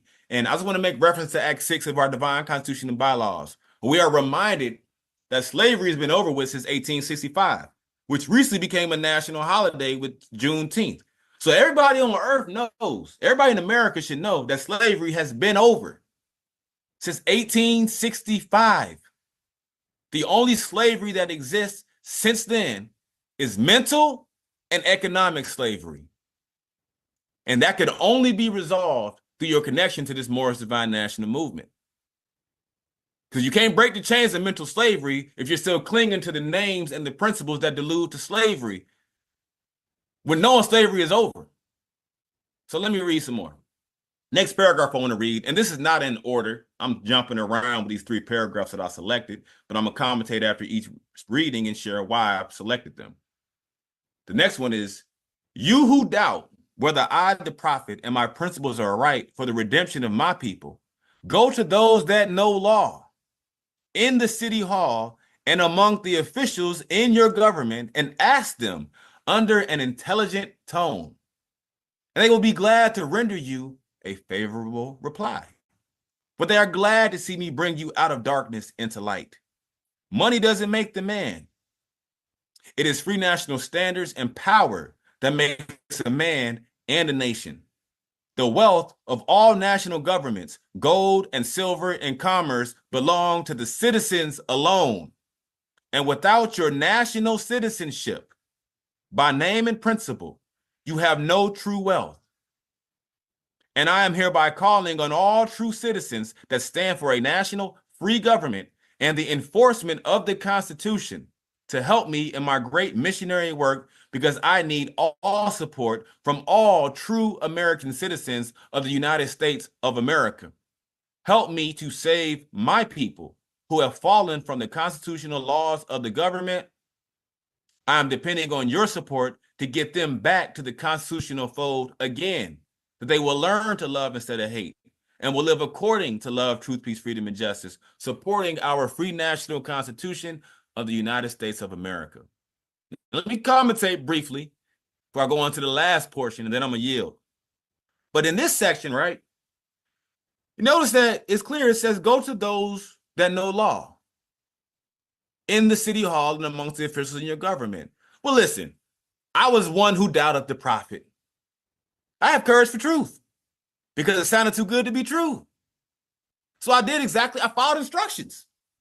I said, oh, word, you who doubt whether I, the prophet, and my principles are right for the redemption of my people, that was me. Go to those that know law. So I was like, all right, bet. I'm going to go to those that know law. And I did it. I went to City Hall, introduced the Moorish Science Temple of America in my role as a Grand Sheik. That was the first time I went and spoke to government, first time I ever spoke at City Council hearing. And I did that a couple years ago. And you know what? Everything the prophet saying was right. They were glad. They were happy. I was using the prophet's words and I started noticing that, you know what, man, maybe the prophet is the prophet for real. So I just kept doing it because it makes sense. You get a favorable reply, you should keep using that. It's working in your favor. Use it. And the other part I want to bring attention to is that right here it says that, hold on, where is it at?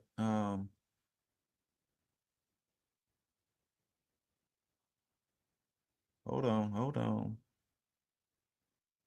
Right here. The wealth of all national governments, gold and silver and commerce belongs to the citizens alone.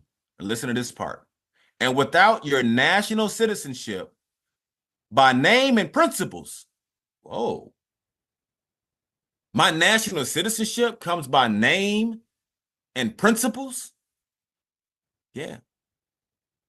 That's simple. And without that, you have no true wealth. Because money doesn't make you. It's the free national standards and the power.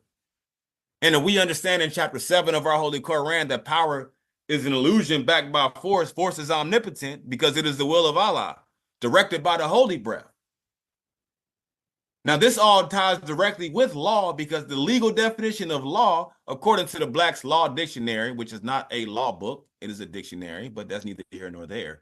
But according to the Black's Law Dictionary, the definition of law is the regime that orders human activity through the systematic application of the force of a politically organized society. We have to be politically organized in our society in order for us to be in law. So if you don't believe that this works, go talk to the politicians. Talk to the people who are enforcing the Constitution, those who took an oath to defend it, those who are representing, who are supposed to be representing the will of the people. And if you don't believe that they are, then exercise your will and go and address this. You'd be amazed of how it can work. And let me read this last paragraph. And I'm still coming out of a divine warning by the prophet for the nations. It's a pretty lengthy demonstration, so that's why I only picked 3 paragraphs to read. But I'm going to read this last one, commentate on it, then I'm going to yield the floor to my brother here. But so I, the prophet, am hereby calling aloud with a divine plea to all true American citizens to help me to remove this great sin which has been committed and is being practiced by my people in the United States of America, because they know it is not the true and divine way. And without understanding, they have fallen from the true light into utter darkness of sin.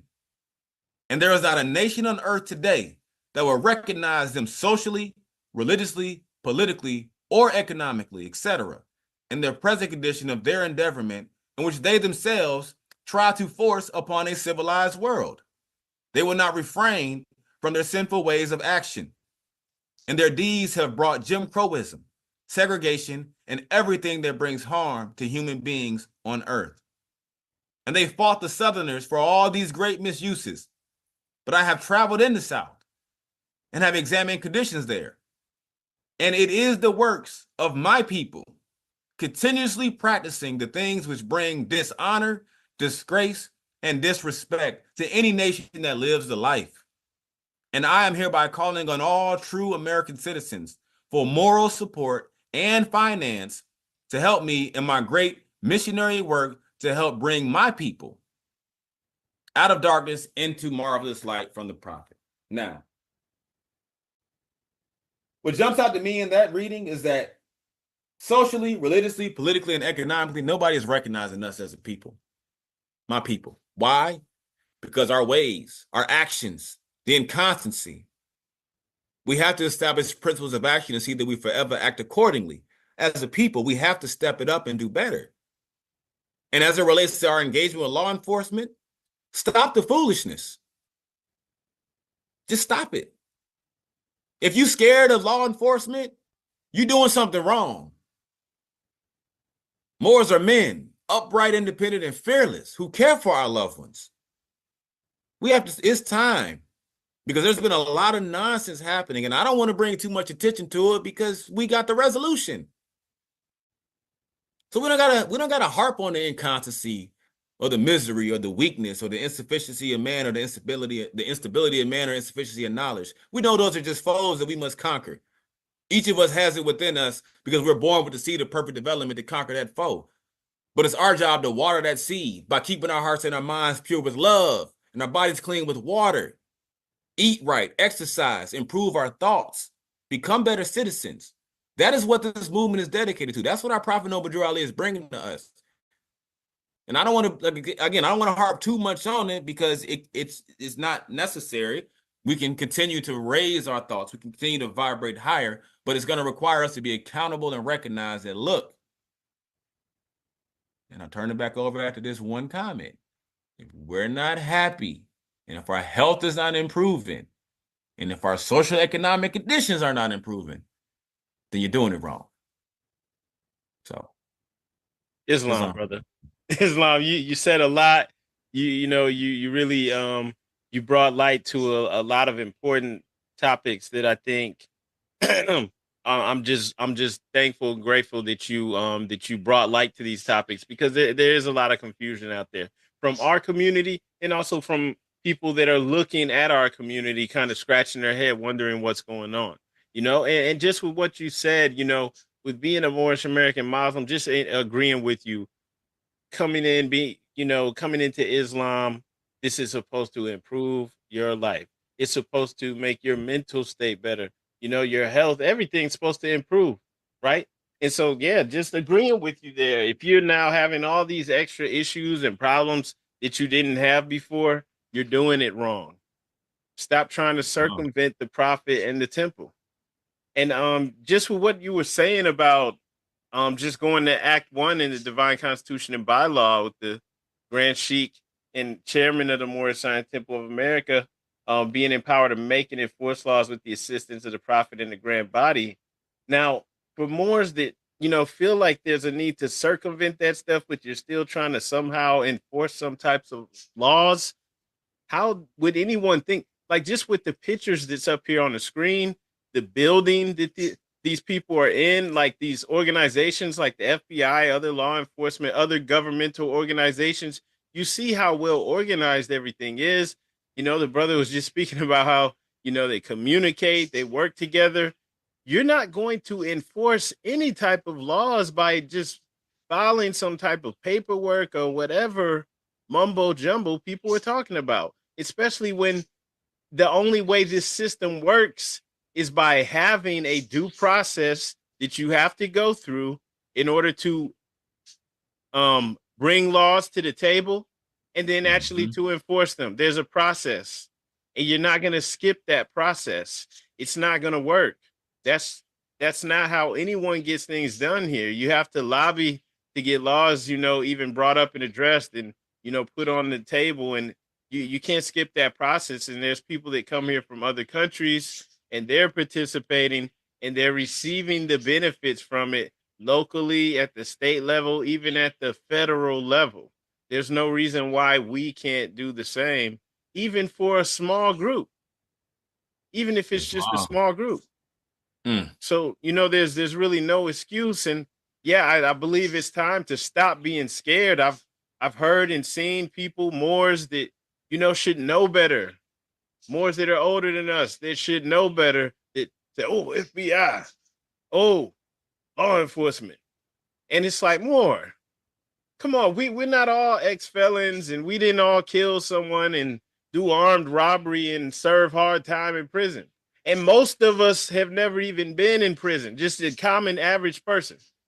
So why would we allow that mentality, and people who have been in that, situation, that are fearful of law enforcement, why would we allow that to stop us? That's just like the whole no snitching, campaign. A campaign like it was the presidential campaign, but we no snitching. Why are you telling regular people that aren't out here participating in, crime, that they can't, tell the police, hey, these people are terrorizing our community. Islam. Come and get them If fools. Come brother, and get them, please. Get that's, these I mean, people off the listen, block. that's the way government works. Like, law protects all. The law does harm to none. So if you're a law-abiding citizen, which we should be, you should be confident and comfortable speaking to anybody in your community about what's going on. There's just so much misunderstanding and miseducation. It's hard. Really, it's hard. It's genuinely, I struggle sometimes watching some of the things, and I try to encourage this. And I'm not boasting in superior understanding, because there are areas that I am naive in, and I sit at the feet of other Moors in. However, with confidence through this experience, the stuff that I've learned as it relates to political engagement strategies, engaging with law enforcement, even making law. And I want to share that because we made reference to the process about how do you go about changing law. And I made reference to Senate Bill 238 earlier, and I want to elaborate on that a little bit, because that was another eye-opening experience to where I realized that, hey, we can actually do something. So what was the situation? So Senate Bill 238 was passed because many of us Moors were faithful. We sent our children to Sunday school, as the law states. We're teaching our children the truth. And as in doing this process, what happens? Our children go into the public schools, or any of us go into banned society, and we are experiencing all types of other rhetoric that is in contradiction to our beliefs. So specifically in this case, we did not agree with our children going to the schools, and the schools doing third-party observation, categorizing our children according to terms that allude to slavery. Slavery's been over with. We ain't Negro, black, and colored. I have 6 children who I love dearly, and you are not going to categorize my children by terms that allude to slavery. So we were active in our community in 2017 was when we started this legislative work. 2017, we took our members of our temple. We all collectively went to the school board, meeting, where the school board reps were advocating for their system. No, it was actually 2016, I believe, is when it started. 2016, because that's when they were campaigning. So in 2016, they were campaigning for the election. And if I'm not mistaken, that was also a presidential election year. So 2016, we go into all the school board, all the city hall meetings and the candidates forums, and we're there and we're advocating for our interests. To your point, lobbying. I heard you use the term earlier. That's the political behavior of advocating for your interests, is lobbying. So we lobby for our interests. And we asked all the school board representatives that were running for office, or the candidates, what would you do if you wanted to address the miseducation of our children being categorized as Negro, blacks, and colors? Of all the answers, one of them gave us the best answer, and that her name was Vicky Manning, or Victoria Manning. We know her as Vicky Manning. So we agreed that, you know what, Vicky answered very well. We like her thoughts. We love how she responded, and we agreed that we're going to back her in her candidacy for school board representative. So we just all agreed that we would vote for her, and we would encourage other people to vote for her, because we were confident that this individual would advocate for our interests. When she won, she actually contacted me shortly after winning and saying, hey, I won. I want to go ahead and move forward with what I discussed on the campaign trail. So let's work together to pass this legislation. I said, absolutely. Thank you for remembering what you said on your campaign trail. Let's get to work.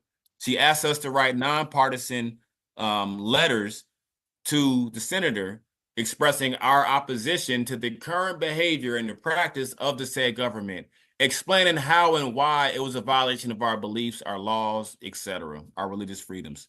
So we did it.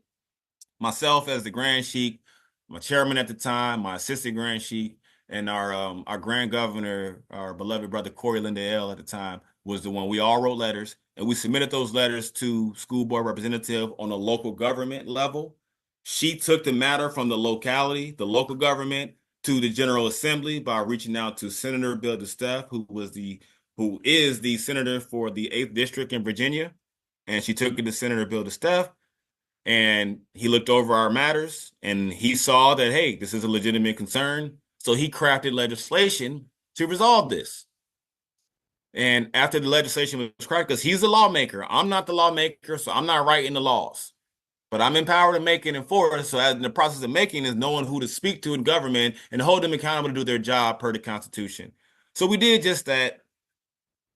I love their response. They actually, like I said, they proposed legislation. When it was time to present the legislation that he had crafted to the General Assembly, we were asked to send representation from our group to speak on behalf of it. So many people are familiar with our beloved brothers, Kerry and Corey Lindale. They went on our behalf, ours being the Moorish Americans of America. They went and they represented our interests and advocated and spoke to this legislation on the General Assembly floor. And it ended up being voted on, and it was agreed and passed as the law. When the law was passed, we were invited to come back to the General Assembly to be honored from the work that we did. So it started in 2016. She became appointed that year because she won. 2017, we started working on legislation. Legislation was passed in the beginning of 2018. 2018, we all go down there. And we took some other Moors that were guests with us as well to see the process or to see the result of the process. We went down there, we passed legislation, we were honored on the floor. I'm sure if you go to our temple's Facebook page, you can see the video, and I can send it to you as well, brothers. You can circulate it and add it to this here.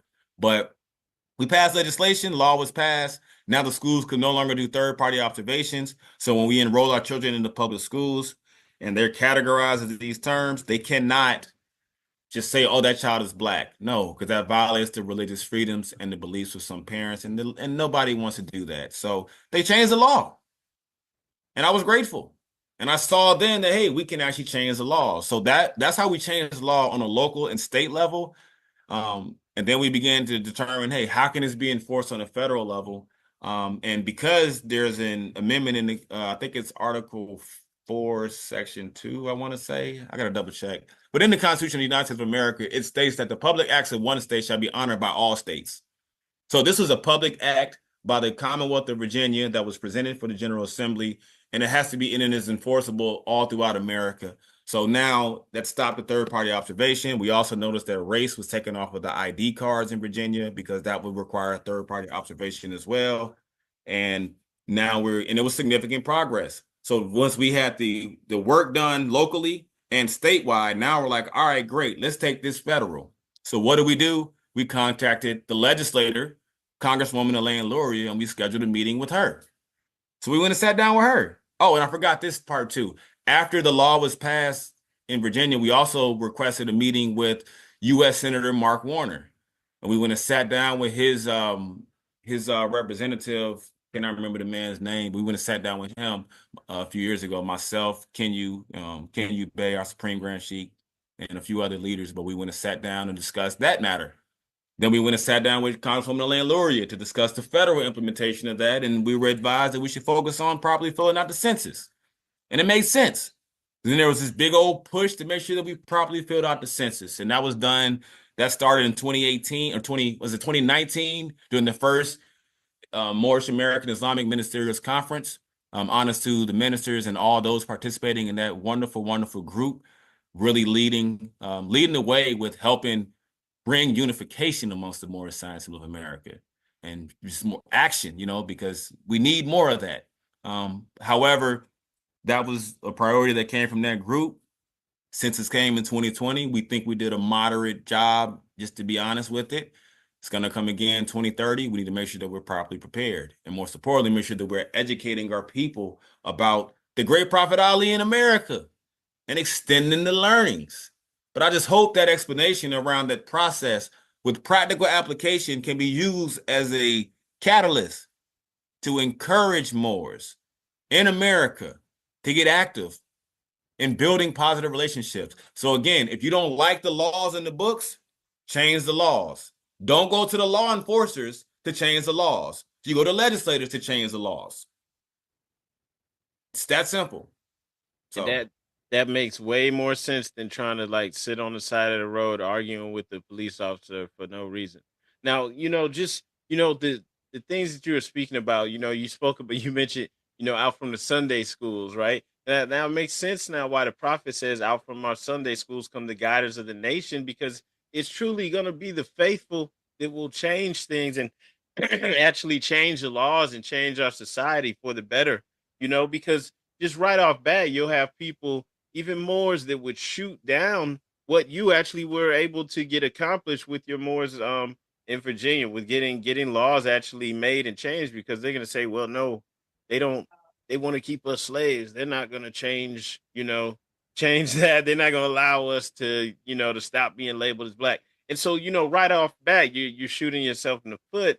But for the faithful, the Muslims, we understand, we know that Allah never made a heaven for man. He never made a hell. We are creators and we make our own. This isn't just something just to say every now and then, or once in a while, and on holy day. This is the way. This is a philosophy. This is a way of life for us, and how we think and approach everything, knowing that we are creators at all times. If it's true once, it's true all the time. So we're always creators of our own heaven or hell. And this now, when like when you're reading the divine warning, now we understand why the prophet would come to our people, even in Jim Crow era, and say, no, no, you're suffering because you're slaves to sin, right? period. Instead of saying, oh yeah, it's bad, they whooping you, they beating you, they burning your house down, they doing all this bad stuff. He's like, no, no, no, they wouldn't be able to do this, right, if you weren't slaves to sin.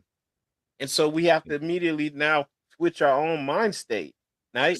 Right. And then if there's different hangups and things that we have, even reasons because of past mistreatments that make us not trust government, not think that it could work for us, we have to toss all that out the window, right? Because we're creators and we create our own. We don't want to keep prolonging our own hell. I live in a community here in Columbus, Ohio, where we have a huge Ethiopian community, Somalians here, there's Haitians here, there's Dominicans here now, there's Puerto Ricans here now. You have all these different communities, some larger than others, but it doesn't matter how big or small they are, right? Enough of them are active and advocating for the things that they need, the things that are important to them. And in Ohio, just in general, you have other communities too, like Amish communities and Mennonite communities. They may speak German, their religion is very important to them, their way of life, and they're able to live life as they see fit. And they do advocate for the things that they see necessary for them, and even for them to be able to govern their own communities. They are active, very active. Now the common person may not be that concerned with, who's running for governor and things of that nature, but they do participate. They don't just stick their heads in the sand. And everyone does it. Great and small communities do it.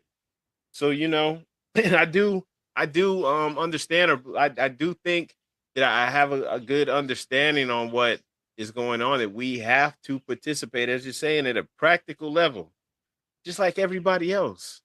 Yes. And if I may, brother, because you're hitting the nail on the head with so much stuff. And I want to really emphasize this. It requires each of us as groups to do the work in our local community.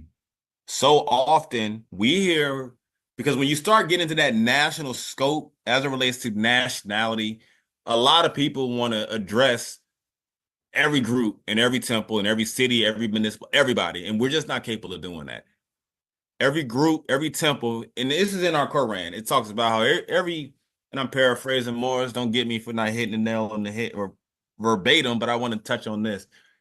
Every branch temple creates their own laws and customs in conjunction with the prophet and the grand major temple.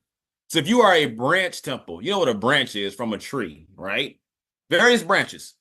If you're one branch that goes east, another branch goes west, another branch goes, branches grow, but they're all connected to the one tree. One prophet, one temple, but different branches. Different branches have to create their own laws and customs because they have their own local matters. And that's where each of these local grand sheiks and chairmen and their staff and officials are supposed to be doing the work in. So I say all that to say, the work that we have to do starts with our local community. That's how government works. Everything starts local.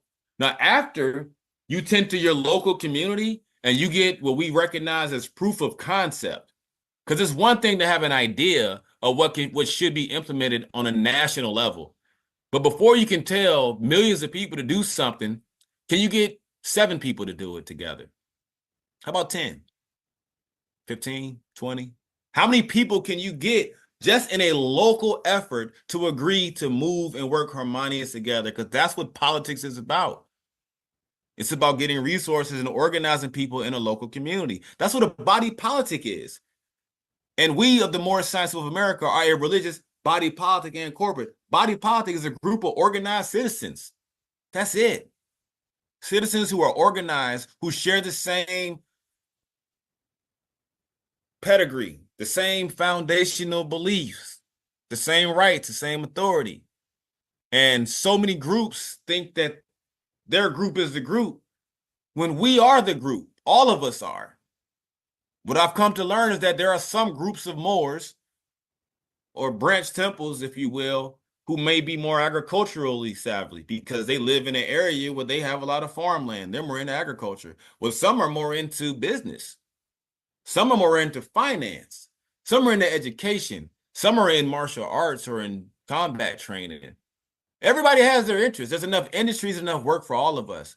So I think collectively, what we need to do is just recognize the gifts that all of us bring to the table, learn to work together. And like one of my mentors said to me recently, is treat the movement like a buffet.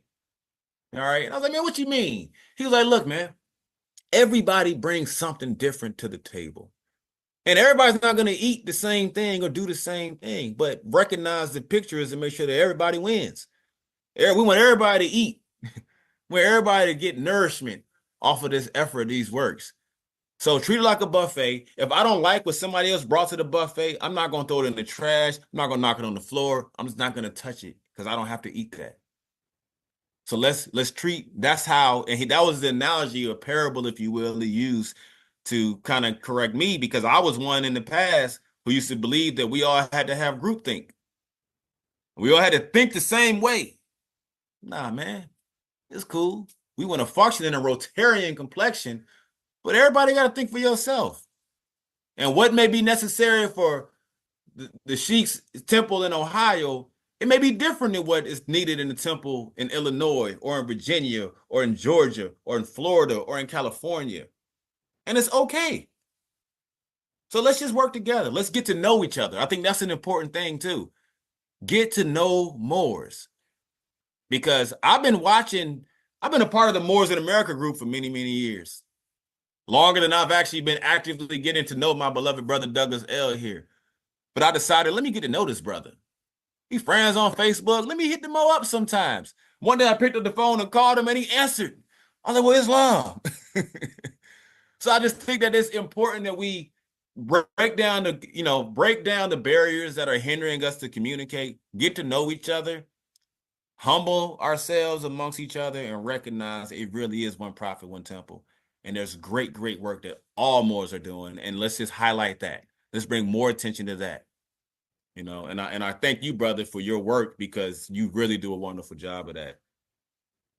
Islam, brother, gratitude for your kind words. I think that's a perfect way to end this segment out, unless there's anything else that you have to say. But before we do close out, I just want to thank you for the great work that you're doing. Thank you also for investing time with us, coming and teaching, and having the fortitude and the patience, to teach the people and to reach out, and maybe even saying things that you may have been saying for years or already know, but understanding that we're all coming from different, positions, different walks of life. And so, it's great to have brothers and sisters like yourself that are sincere, that are in this for the right reasons, and that's doing the work out here to actually uplift fallen humanity. So I just want to thank you again, brother. And before we close out, I just want to ask: is there anything else that you would like to share with the family? Islam, praise Allah. I mean, really, I just really gratitude to you, brother, and to the family and everybody that's actively doing their part. I really want to encourage the importance of financial support and moral support, as emphasized in multiple of the references and the excerpts from the literature that was read. We need people to morally support the Moorish Science Temple of America. We need you to financially support the Moorish Science Temple of America. And what does that mean specifically? Supporting your branch temples. If you're a member, pay your dues. Keep in line with all necessities. Make your meetings. If you're a foreign sympathizer, then help. If you have an issue with anybody in leadership, have a direct conversation. Truth is our second principle. But I just think that it's important that we in America really focus on highlighting the positive work, really focusing on uplifting fallen humanity, focusing on extending the learnings, like really doing verbatim what the instructions tell us to do, and be patient with each other, because we don't all have it figured out. I was one myself that I too suffered through misunderstanding. I used to suffer big time. But when I finally took ownership and responsibility, and the brother, you touched on it earlier, when I took responsibility of my ability to make or mar my fortune, realized it was me, that my thoughts were the cause of it all, my actions, my words, and my deeds was the proof of my messiahship, and I began holding myself accountable, man, everything went up. And I mean, in a good way.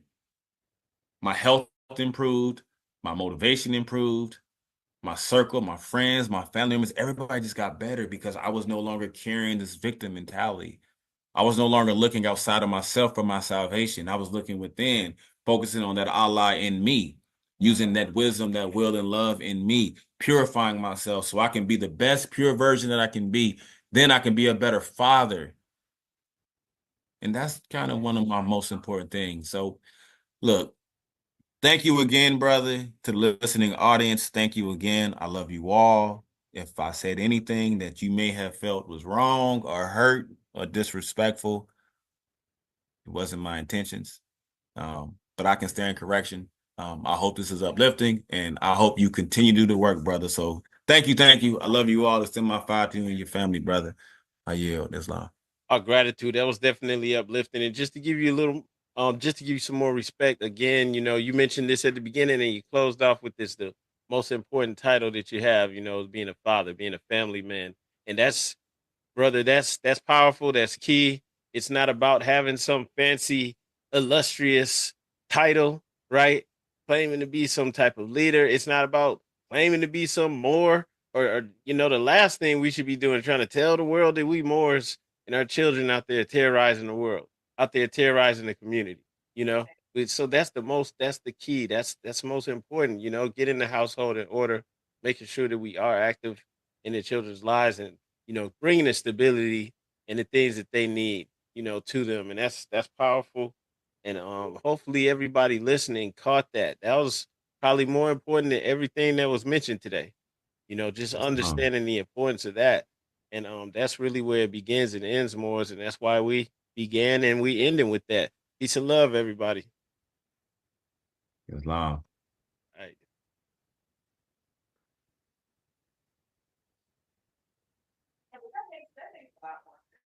Don't let your history start at slavery. Join with Moorish Science Temple, a lawfully chartered Islamic organization, and proclaim your nationality while helping us uplift fallen humanity. Founded by American prophet Noble Drew Ali and consistently promoted plans for the betterment of humankind. We are located in Columbus, Ohio. Visit our website www.moorishamericans.com and follow us on social media.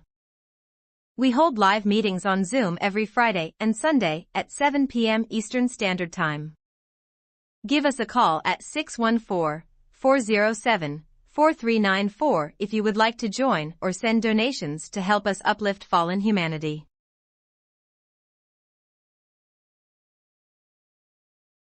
Highest quality handmade fezzes. Crafted fez with the finest wool, complete with tassel and leather sweatband. Wear the national headdress of Moorish Americans with pride and respect. 3XL size fez is a comfortable fit for brothers with dreadlocks. Shipping worldwide. Go to moorishfez.com to order.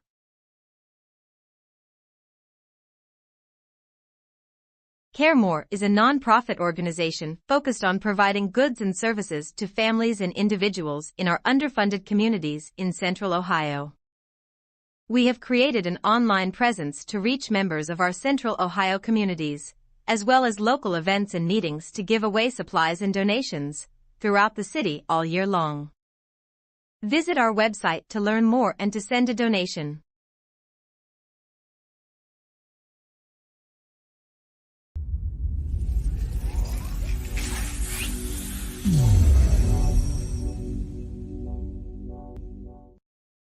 Every day, billions of searches are conducted online, therefore it is critical that your company stands out to the small percentage of clients who are essential to your business.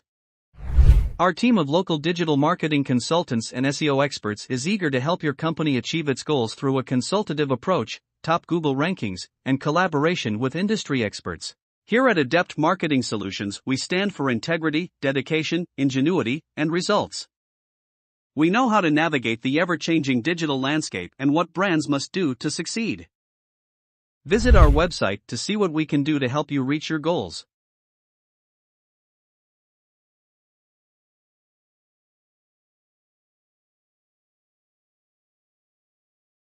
Fez Caps blends Moorish style with modern streetwear hats. The cutting-edge design features Moorish symbols with a silk tassel on the dome of the cap. More than just a fashion statement, Fez Caps represents something powerful and ancient within you. Go to fezcaps.com to order your Fez Cap now.